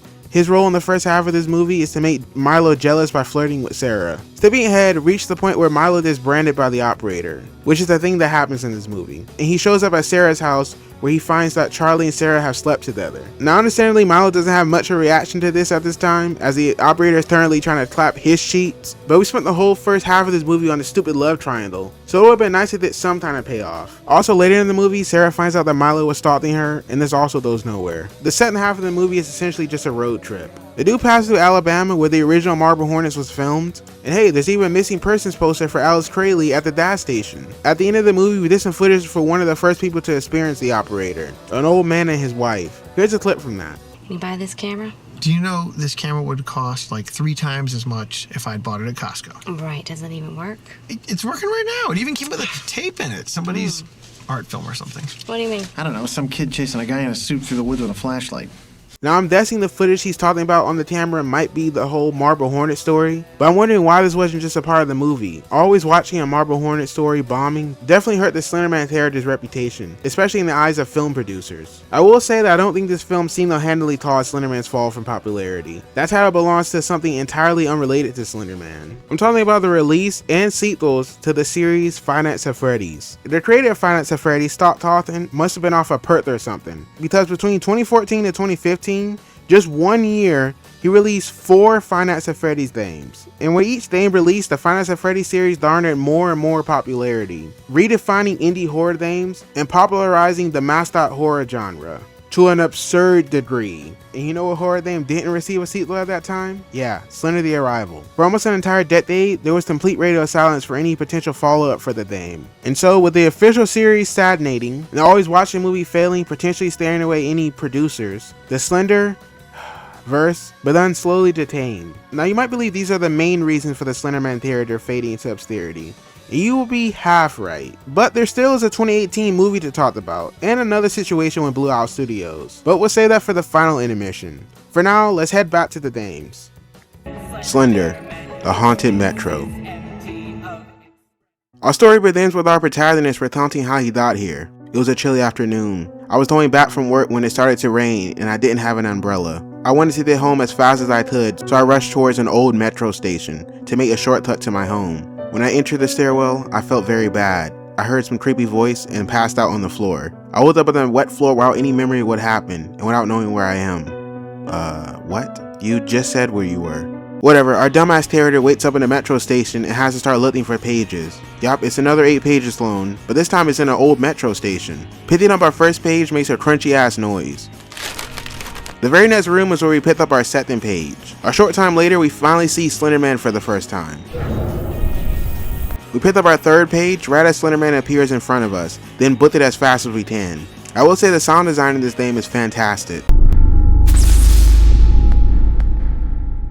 We left our fourth and fifth page without too much issue. That is until we almost run right into Slenderman. Now we get lost for a little bit here, so I'll speed it up, until we find our sixth page. Now despite the intense music, we haven't really seen Slenderman for some time, and it isn't until we collect our seventh page that he shows up again. Turning to run away from him, we collect the final page and then an invitation to find a way out. Now I had no idea where this way out was, so I just started wandering around hoping to find some stairs maybe. I had to close tall here, but I made it back to the start of the game and escaped through the now open gate. Once the game ends, we get text that informs us that our protagonist named Laura Burt is now missing. Police searched the metro, but the only trace they found of her was her wallet. So what did I think of this game? Well, I like the location. It's a really nice change from a forest or an abandoned building. It is disappointing that this was yet another 8 pages loan, but I still enjoyed it despite that. I will say that this game was piss easy. I beat it on my first try with almost no difficulty, so maybe that's because of my experience with these games. Also, Slenderman wasn't nearly as scary in this one as he could have been. Maybe it was his design or sound effects, but he was just not menacing.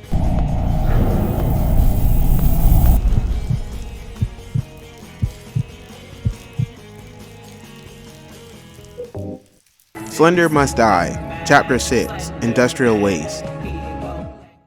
Here we have the 6th entry into the Slenderman Must Die series. The background for this one is that you are a soldier trying to find his way home, but in the middle of the madness you got lost. Okay. And we find ourselves inside of an industrial area, and now have to find 9 notes while trying to avoid Slenderman. Why is Slenderman here, and why are we trying to find these notes? We both know there will be no answer to these questions. The game starts us right by our Jeep, which we can't use until we collect all of the pages for some reason. We head into the structure with a chair and find our first note. Slenderman appears with the same model from the last game. After we handle him, we are then greeted by the secondary enemies in these games. Something cool about this game is that we start with 2 weapons this time, a pistol and a shotgun.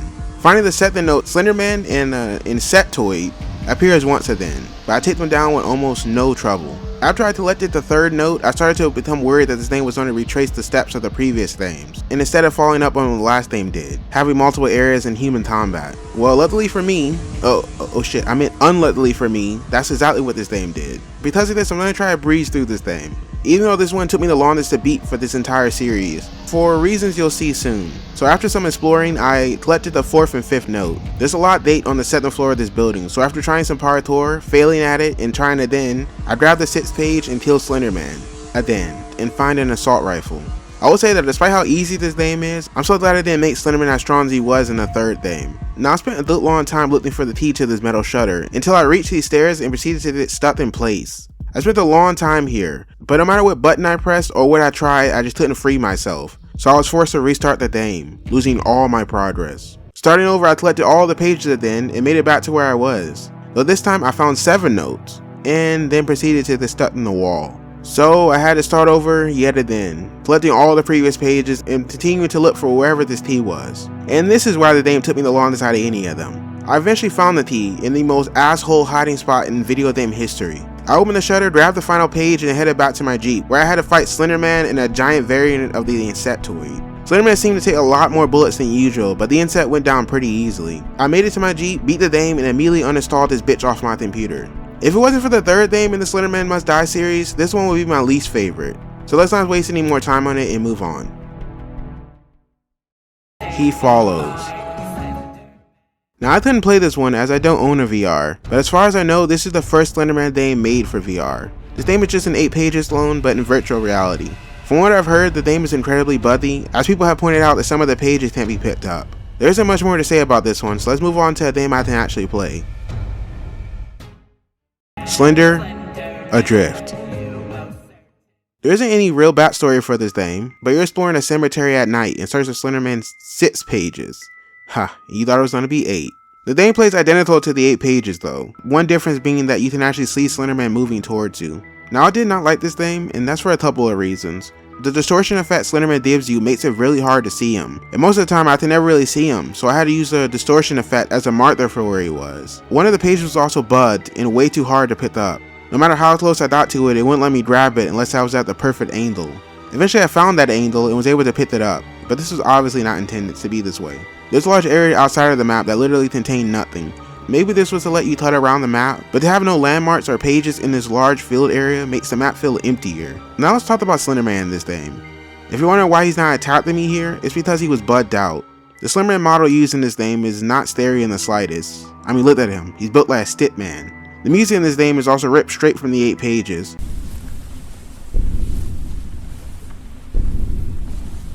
Even the jump scare is taken directly from Slender The Arrival. So after wandering around for a while, I ended up selecting all of the pages and found the exit, completing the game. Before we move on to the next game, I'd like to acknowledge that the person who made this game was only 13 at the time, and they said they made it in 4 days. It shows. Now for real though, I'm impressed they were even able to create something like this in such a short amount of time. Slenderman Must Die, Chapter 7, Abandoned Graveyard.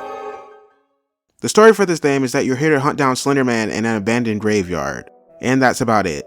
Well, at least the series is consistent. We start inside a graveyard, of course, where we are almost immediately attacked by a skeleton, and one of the Slendermen. Yes, this game features multiple Slendermen, as you probably noticed from the menu. Our first goal in this game is to get inside the church, but we can't do that until we find 3 keys for the padlock on the door. So we first head into the basement underneath the church, where we find a shotgun and now have to explore the maze-like area. Why is all of this? You know what, never mind. After running around fighting some Sir Daniels, we find our first key inside a coffin. I find the next key inside an open locker, then proceed to spend the next 10 minutes just running around trying to find the final key. I finally find the key under a shelf and then head over to the exit door, which is blocked by Slenderman. Though this time it's the Slenderman from the last 2 games. After tossing a grenade and pumping him full of lead, he goes down. Exit the basement and unlock the church door. Now inside the church, our goal is to find 3 fuel canisters. After some looting and clearing out some skeletons, we head into the basement of the church where we find a note on a podium near a coffin that tells us a lighter is in the tool shed. Heading back up, we encounter a new enemy who I'm not entirely convinced isn't just some dude off Fent or something. Now collecting the fuel cans were uneventful, so I'll skip to the last one, where while trying to leave the church, I also did jump by 2 Slendermen and a skeleton. So it's just me versus all y'all? That's a gangbang. I'm not an idiot. Outside, I head into the shed, grab the lighter, juked all these enemies, and make the back into the church. Back in the church, I cross up even more enemies, take the angels and take the lives. I eventually get to the coffin where it's revealed to contain the real body of Slenderman. Wait, real body? Whatever, we set the body on fire and escape the church, completing the game. There is another level in this game, which is the Halloween special. In it, we have to collect 9 pumpkins. Now collecting these pumpkins are pretty fun, but really need to speed things up. So I've set to the end where we fight the fake-ass haunt Slenderman, and then escape in our car. So that's it for this game, let's move on to another silly-ass one. Slonderman, a Slenderman parody. So for the name alone, I'm sure you can tell this name is not meant to be taken seriously. Let's get into the story. The name begins with us falling from a plane, I think, accompanied by some pretty terrible voice acting. Now when we land, Slonderman tells us, What? What are you doing here? Fine. I will give you some shelter. But the moment you leave, I will kill you. Unless, of course, you find all my fan art. Okay. So basically, if you want to leave, find my fan art in this forest empty place. Or I kill you. Okay, so something cool about this game is that we're allowed to switch POVs, going from first person to third person. Once we exit this house, we start getting followed by Slonderman, who wants us to grab all of his fan art or he'll kill us. Now, unlike other Slenderman games, the pages here are on the ground instead of being on the wall. You don't see where the pages are even when far away due to a light being around them. Now, after collecting the first page, I don't see Slonderman anywhere, so I tell him to let the second page, before finally coming across him. I easily outpace him as I spot 2 pages near each other. I grab the 3rd page, check behind me to see Slonderman's slow ass still far behind, and then grab the 4th page. Next I grab the 5th page and the 6th page. I don't see Slonderman anywhere near me, so I grab the 7th page, and of course I fucked up on grabbing this page, which gave Slonderman plenty of time to catch up with me. I put it from Slonderman and spot the last page up ahead. I look behind me to see Slonderman's slow ass still behind me, so I calmly walk and grab the final page. Beating the game gives you a terrible win screen, stating that you found all of Slonderman's fan art. Now I restarted to see what Slonderman's kill screen looked like, and it was awful. What, Diatcha? So what did I think of this one? Well, the gameplay is identical to the 8 pages, except the pages are now on the ground, and instead of teleporting, Slenderman is just sliding towards you at all times. I beat this game on my first try as it was stupidly easy, and I was disappointed by the jumps there. Even for a parody game, this one was pretty bad. It's definitely the worst Slenderman game I've played. Well, maybe not, there's still Slender Downpour. This game had a humorous premise, but falls a bit flat after that. Slenderman History, World War II, Faceless Horror. This game is made by the same creator of the Slenderman Must Die series, and takes place during World War II, with you playing a soldier tasked with breaking into a German military base. After hearing rumors that they're attempting to create super soldiers and have even summoned Slenderman, your goal is to retrieve 2 briefcases full of documents that will expose the Germans' involvement in superhuman experiments and for summoning Slenderman. Now the whole Slenderman aspect felt like they just had to time into the game some way, so they just went with this. If I had to compare this gameplay to something else, it would be like Wolfenstein, because you fight in World War II German soldiers, of course. Obviously a Slenderman game, and Call of Duty Zombies? As stated before, this game is made by the same creator of the Slenderman Must Die series, so the gameplay is essentially the same as it was in that series. So after landing outside the base in our plane that somehow wasn't shot down, we fight through the first couple of Germans and infiltrate the base. Inside the base we fight our way through waves of enemies, dealing with a few close calls. We toss a grenade at these 2 enemies and meet our first zombie. Now I lost in this area for quite a while, as I had to find a toad to enter this bunker, but first I needed to find out which building housed these toads. I searched around for quite a while, before finding a note stating the toads are in the main building. You need to find this to be able to enter the building. Hopping off of the building, we did a tap by Slenderman for the first time. Killing him does us a nice slow-mo shot. We enter the building and inside I kill this soldier after he teleports right in front of me. I fight through waves of soldiers, zombies, and then jump scared by Slenderman. We find the bunker toad and once outside fight through an army of soldiers and zombies. I enter the bunker toad and head down into it. Inside the bundle we find a note telling us that the briefcases are behind an area that requires 3 keys. Inside one room we find this zombie in a goofy ass stance and get ambushed. We're built different around here though, so we take them all down and keep looking for those keys. We find the first key on the side of a bed and deal with some more enemies. We light Slenderman's ass up in this hallway and find a second key hidden underneath a desk. After finding the 3rd key hidden under a bunk bed, we take Slenderman down and open the door. In front of us are 3 pathways. We take the one right in front of us and fight through several zombies until we reach a room that has a red key. This unlocks a door on the left side of the path, which when unlocked holds one of the briefcases. Now heading to the path on the right, inside the room at the end we find the last briefcase. On our way out, Slenderman stands in front of the exit and chases after us, only to get blasted away. Outside the bunker we get confronted by Slenderman again, and it goes about the same way as last time. Outside of the base we haul ass back to our plane. Near our plane, Slenderman attacks us again, leading to a very prolonged fight. He is much faster here, but after a hard, long fought battle, he finally goes down.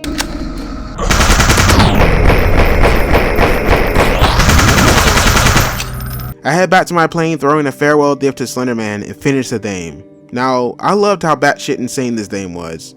Like, why are there zombies here, and why the fuck is Slenderman helping the Germans? He's even dressed up in their uniforms. But none of that matters, as this game isn't meant to be taken seriously. I will say this game did have some pretty annoying hiding spots for key items, but other than that I had a great time playing this game. Slender, Lonely Home. Now my laptop could barely run this Slenderman game. Before I can tell you, the gameplay involves you collecting 8 pages around a mansion. Here's Slenderman's appearance in this game, and here's his jump scare. I apologize to his name for having it displayed on my shitty laptop, and for your eyes. So now let's move on. Now, just hold on a second. There were no notable Slenderman Dame releases in 2020 that I could find, aside from a potential fan-made remaster of Slender The Arrival called Slender Revisited. But for whatever reason, this never panned out. I guess now we can move on to the next thing.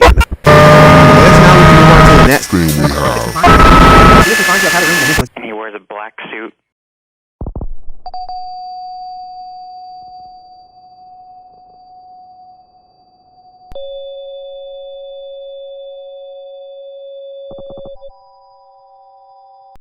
Now around this time was when buzz was growing for the upcoming Slenderman movie. Now this movie wasn't made by some low budget studio. This movie was going to be produced by Screen Gems.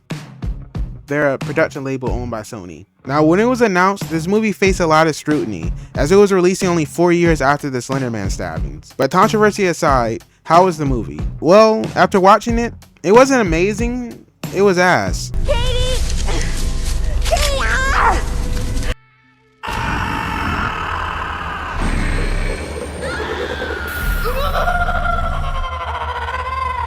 Despite his name, the movie barely features Slenderman.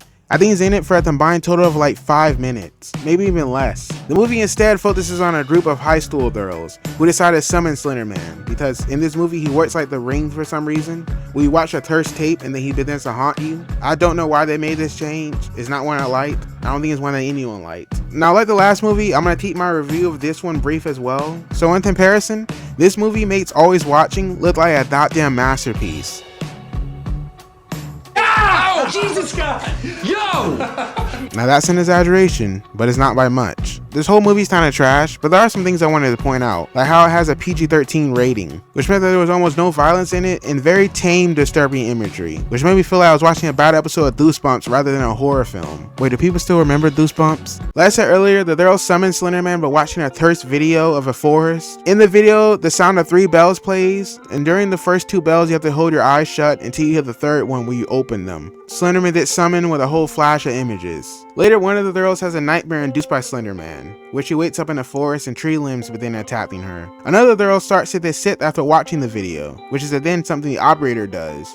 But at this point, they're kind of one and the same. The focus of the movie is that one of the friends goes missing a week after they watch the videotape, so the other girls begin looking for her. This plotline makes up most of the movie. I will say that I actually enjoyed the movie's ending, even if it was challenging making it there. Now I would like to talk about Slenderman's presence in this movie, or at least the small cameos he got. And the name Slenderman applies to him more than ever, as this man is very slender. Which is no offense to the actor, I'm just talking about the character. Slenderman's appearance isn't also nearly as scary as the movie I guess intended it to be. And one more thing, and pause on this, but in the library, Slenderman was walking towards this girl, and why is he walking like a bad bitch? Lastly, I would like to mention some cool Easter eggs found in this movie, like Katie having drawings to Slenderman, showing fan art of Slenderman, and having a quote from the original Something Awful forum post. Now that's the movie covered, but there's still a couple of other things to talk about. The first being Siren Head. This character was created in 2018 by artist Trevor Henderson, and blew up in popularity almost immediately. Siren Head was everywhere. He was in memes, games,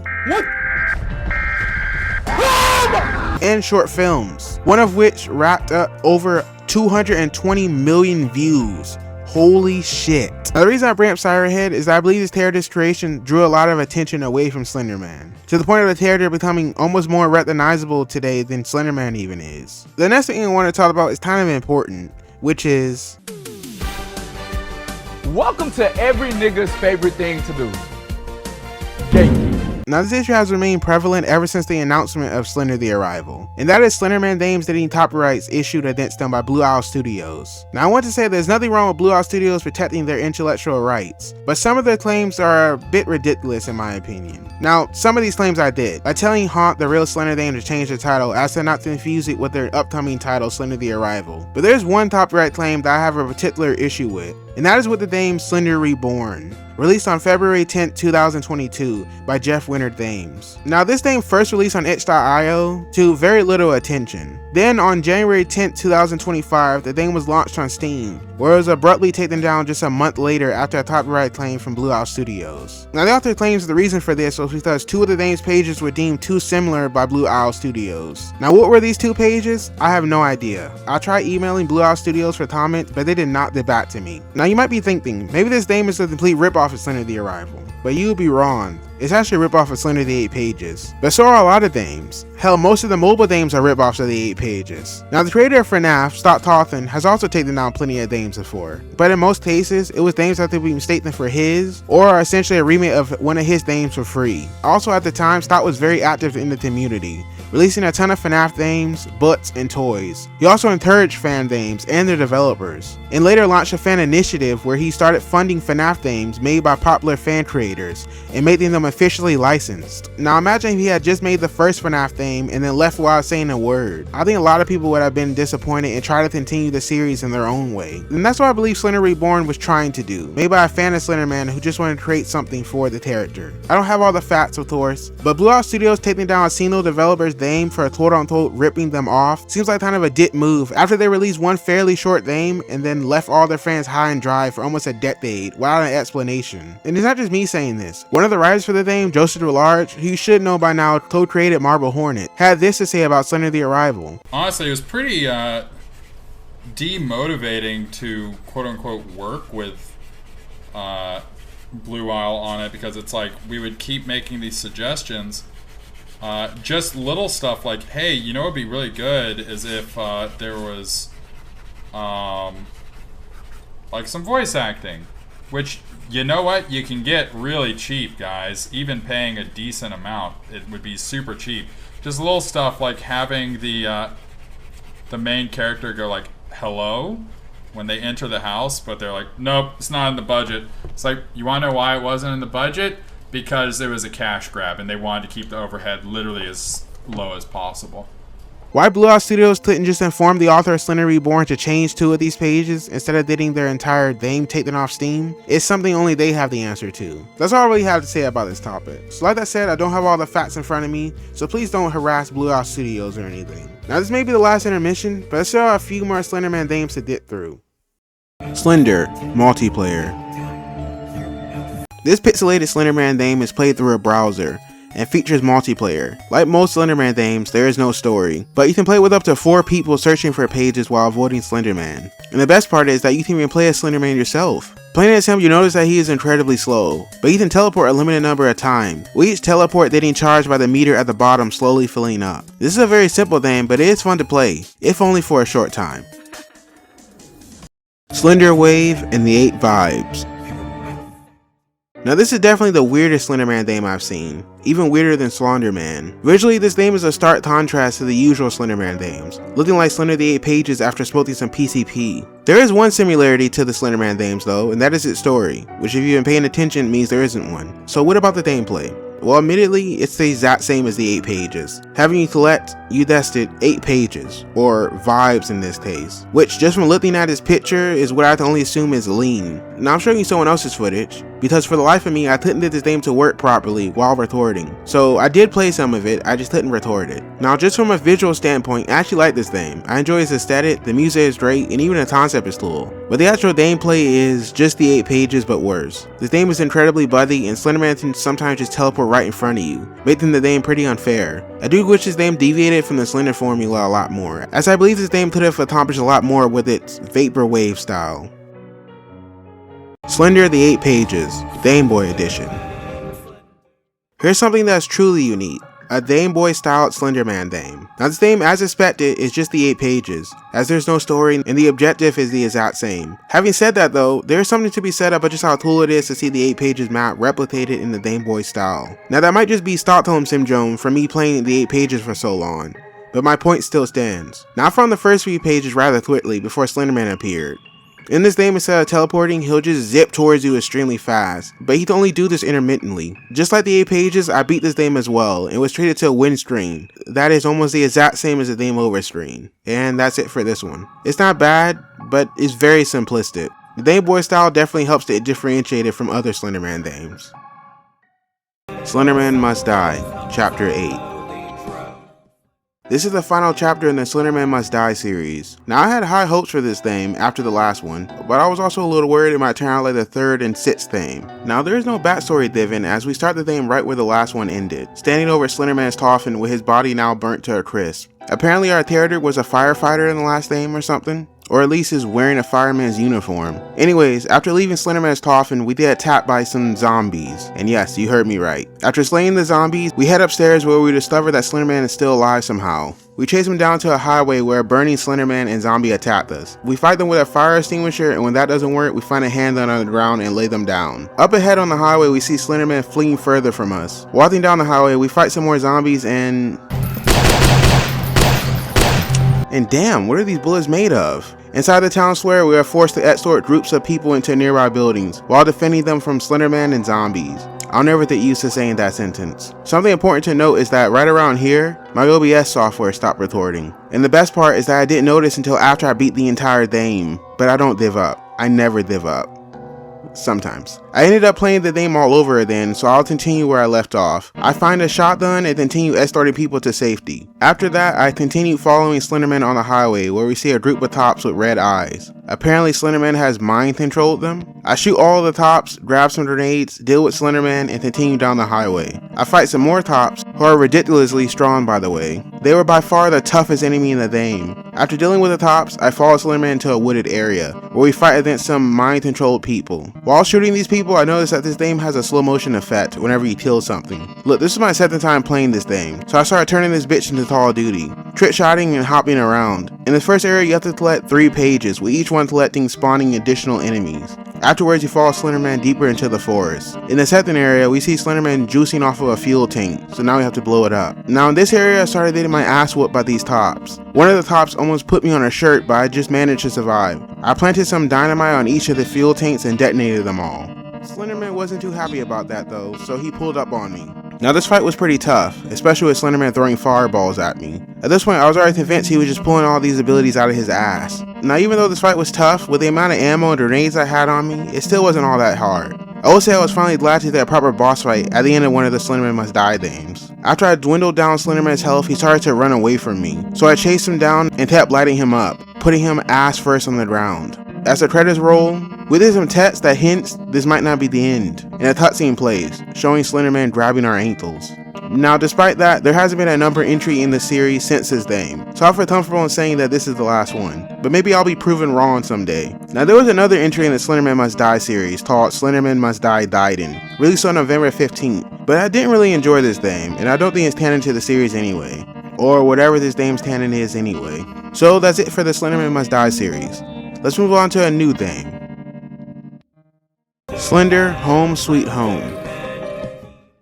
Now the backstory for this game is that we are a man named Michael, who's left a note by a woman named Andrea. She writes that she went back to the forest, despite our warnings, to find her boy. Story begins as we head to the forest she mentions. Now this game looks and plays almost exactly the same as Slender The Arrival. It features 4 different levels, with the first one having you explore the park for a while. The level eventually ends as you activate this switch and pick up this page that reads, "Find me." The screen cuts to black, and now we are on to the second level, which this was the objective of collecting 8 pages, though we already have one of the pages, so it's really 7 pages. I'm sure they added this level because of the 8 pages section in Slender The Arrival. Now I would say this game looks beautiful. Here's what it looks like on matte settings. The jump scare for Slenderman is also pretty intense, which is something I really liked.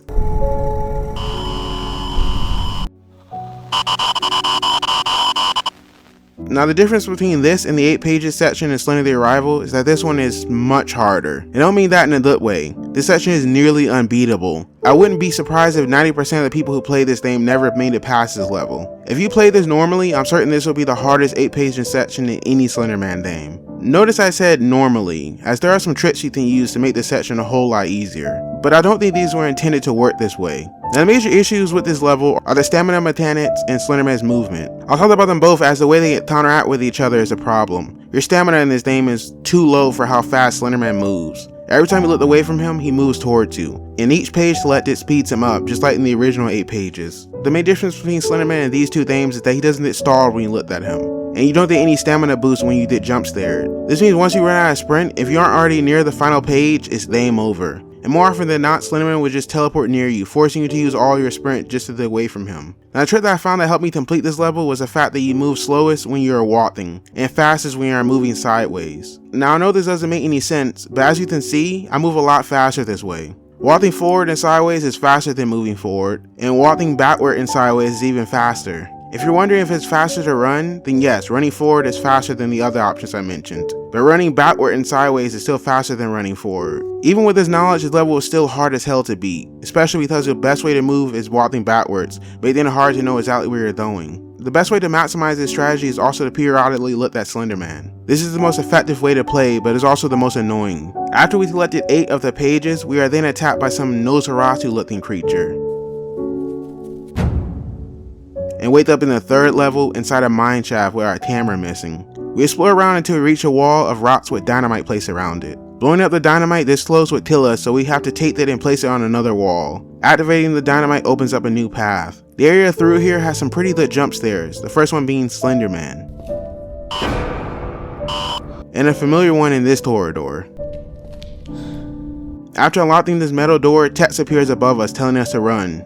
No need to tell me. We escape Nosferatu and grab our flashlight. On the 4th level, we find ourselves back in the forest. After traveling through the forest, we eventually find our tower and escape. Back at home, our TV glitches out and pages appear on our table. We take our pills to hopefully stop what seems to be a hallucination, when a knock on our door gets our attention. But after answering it, we find no one there. Heading back to our TV, we see it has now been turned off, and a single page remains on our table. Heading further into our home, Slenderman appears right in front of us and we lose consciousness. We wake up in our bed, unsure if what just happened was a nightmare or reality. And that's the game. Now, despite it being a Slender The Arrival clone, I really enjoyed this. Well, most of it. I didn't enjoy the 8 pages segment as it was unfairly difficult. And I'm already pretty tired of that segment being done over and over. That's all I really have to say for this one, so let's move on to the next. Slender, Return to Rosswood Park. This next theme is based on the location of Rosswood Park, the same one featured in Marble Hornets. Your character in this game decides to explore Rosswood Park at night with a VHS camera for some reason. That's all the story we're getting, so let's move on to the gameplay. Now, as usual, my old ass computer couldn't record and play this game at the same time, so you'll be seeing someone else's footage right now. But I did play this game, and I tell you it's pretty creepy. The VHS found footage quality immediately gave me Blair Witch vibes, and also Marble Hornets of course. So unfortunately, this game is just another 8 pages clone.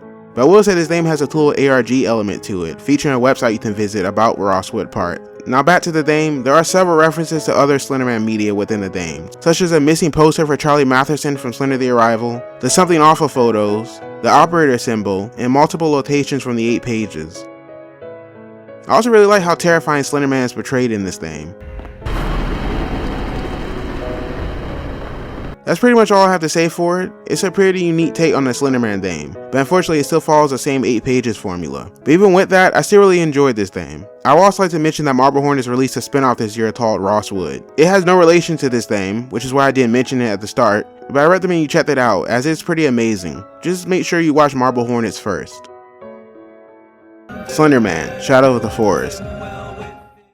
Now for 2024, all I could find was this Steam game. Now I didn't end up playing this one, but I'll mention it. After watching some of it, it looks incredible. But I will say the game looks pretty dark most of the time. In the story, you play a tired man driving home when he swerves out of the way of a deer, crashing his car into a forest. A dying phone is your only suitable light source, so after arming yourself with a crowbar, you start exploring the forest looking for a way out. The game ends when you eventually find all the parts to repair a car. I'm sure there's a lot more I'm skipping over, but that's pretty much the gist of it. Now from watching the gameplay, I did kind of an Outlast vibe from it, but maybe it's because of the camera. I also like to point out this game is still up on Steam. It's anyone's guess why Blue Owl Studios hasn't taken it down yet. Maybe they haven't noticed it, or maybe they just don't care about this one. Like I said, it's anyone's guess. Now let's move on to our final game.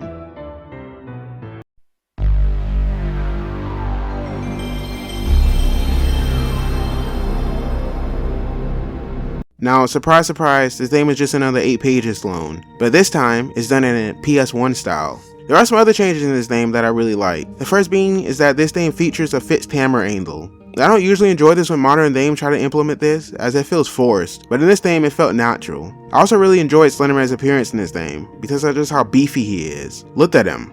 This man is not slender. Another thing I liked is how you deal with Slenderman. In this game, you time a twit with a camera that you can use to flash Slenderman, sending him away. Now, although this was pretty great, it also led to some frustrating moments, as sometimes due to the fixed camera angles, Slenderman would appear slightly off screen. And if you have him on screen for too long without flashing him, he'll just end up killing you. Where the fuck was he? I didn't hear anything. Where the fuck was he? He wasn't even on screen. So because of that, I ended up dying more than a few times. Now, despite dying to some bullshit several times, I did end up beating this game, and got a pretty disappointing win stream. It doesn't even say I have to let it 8 pages. And that's it for this one. All in all, this game was pretty awesome. It reminded me of a Puppet Tombow game.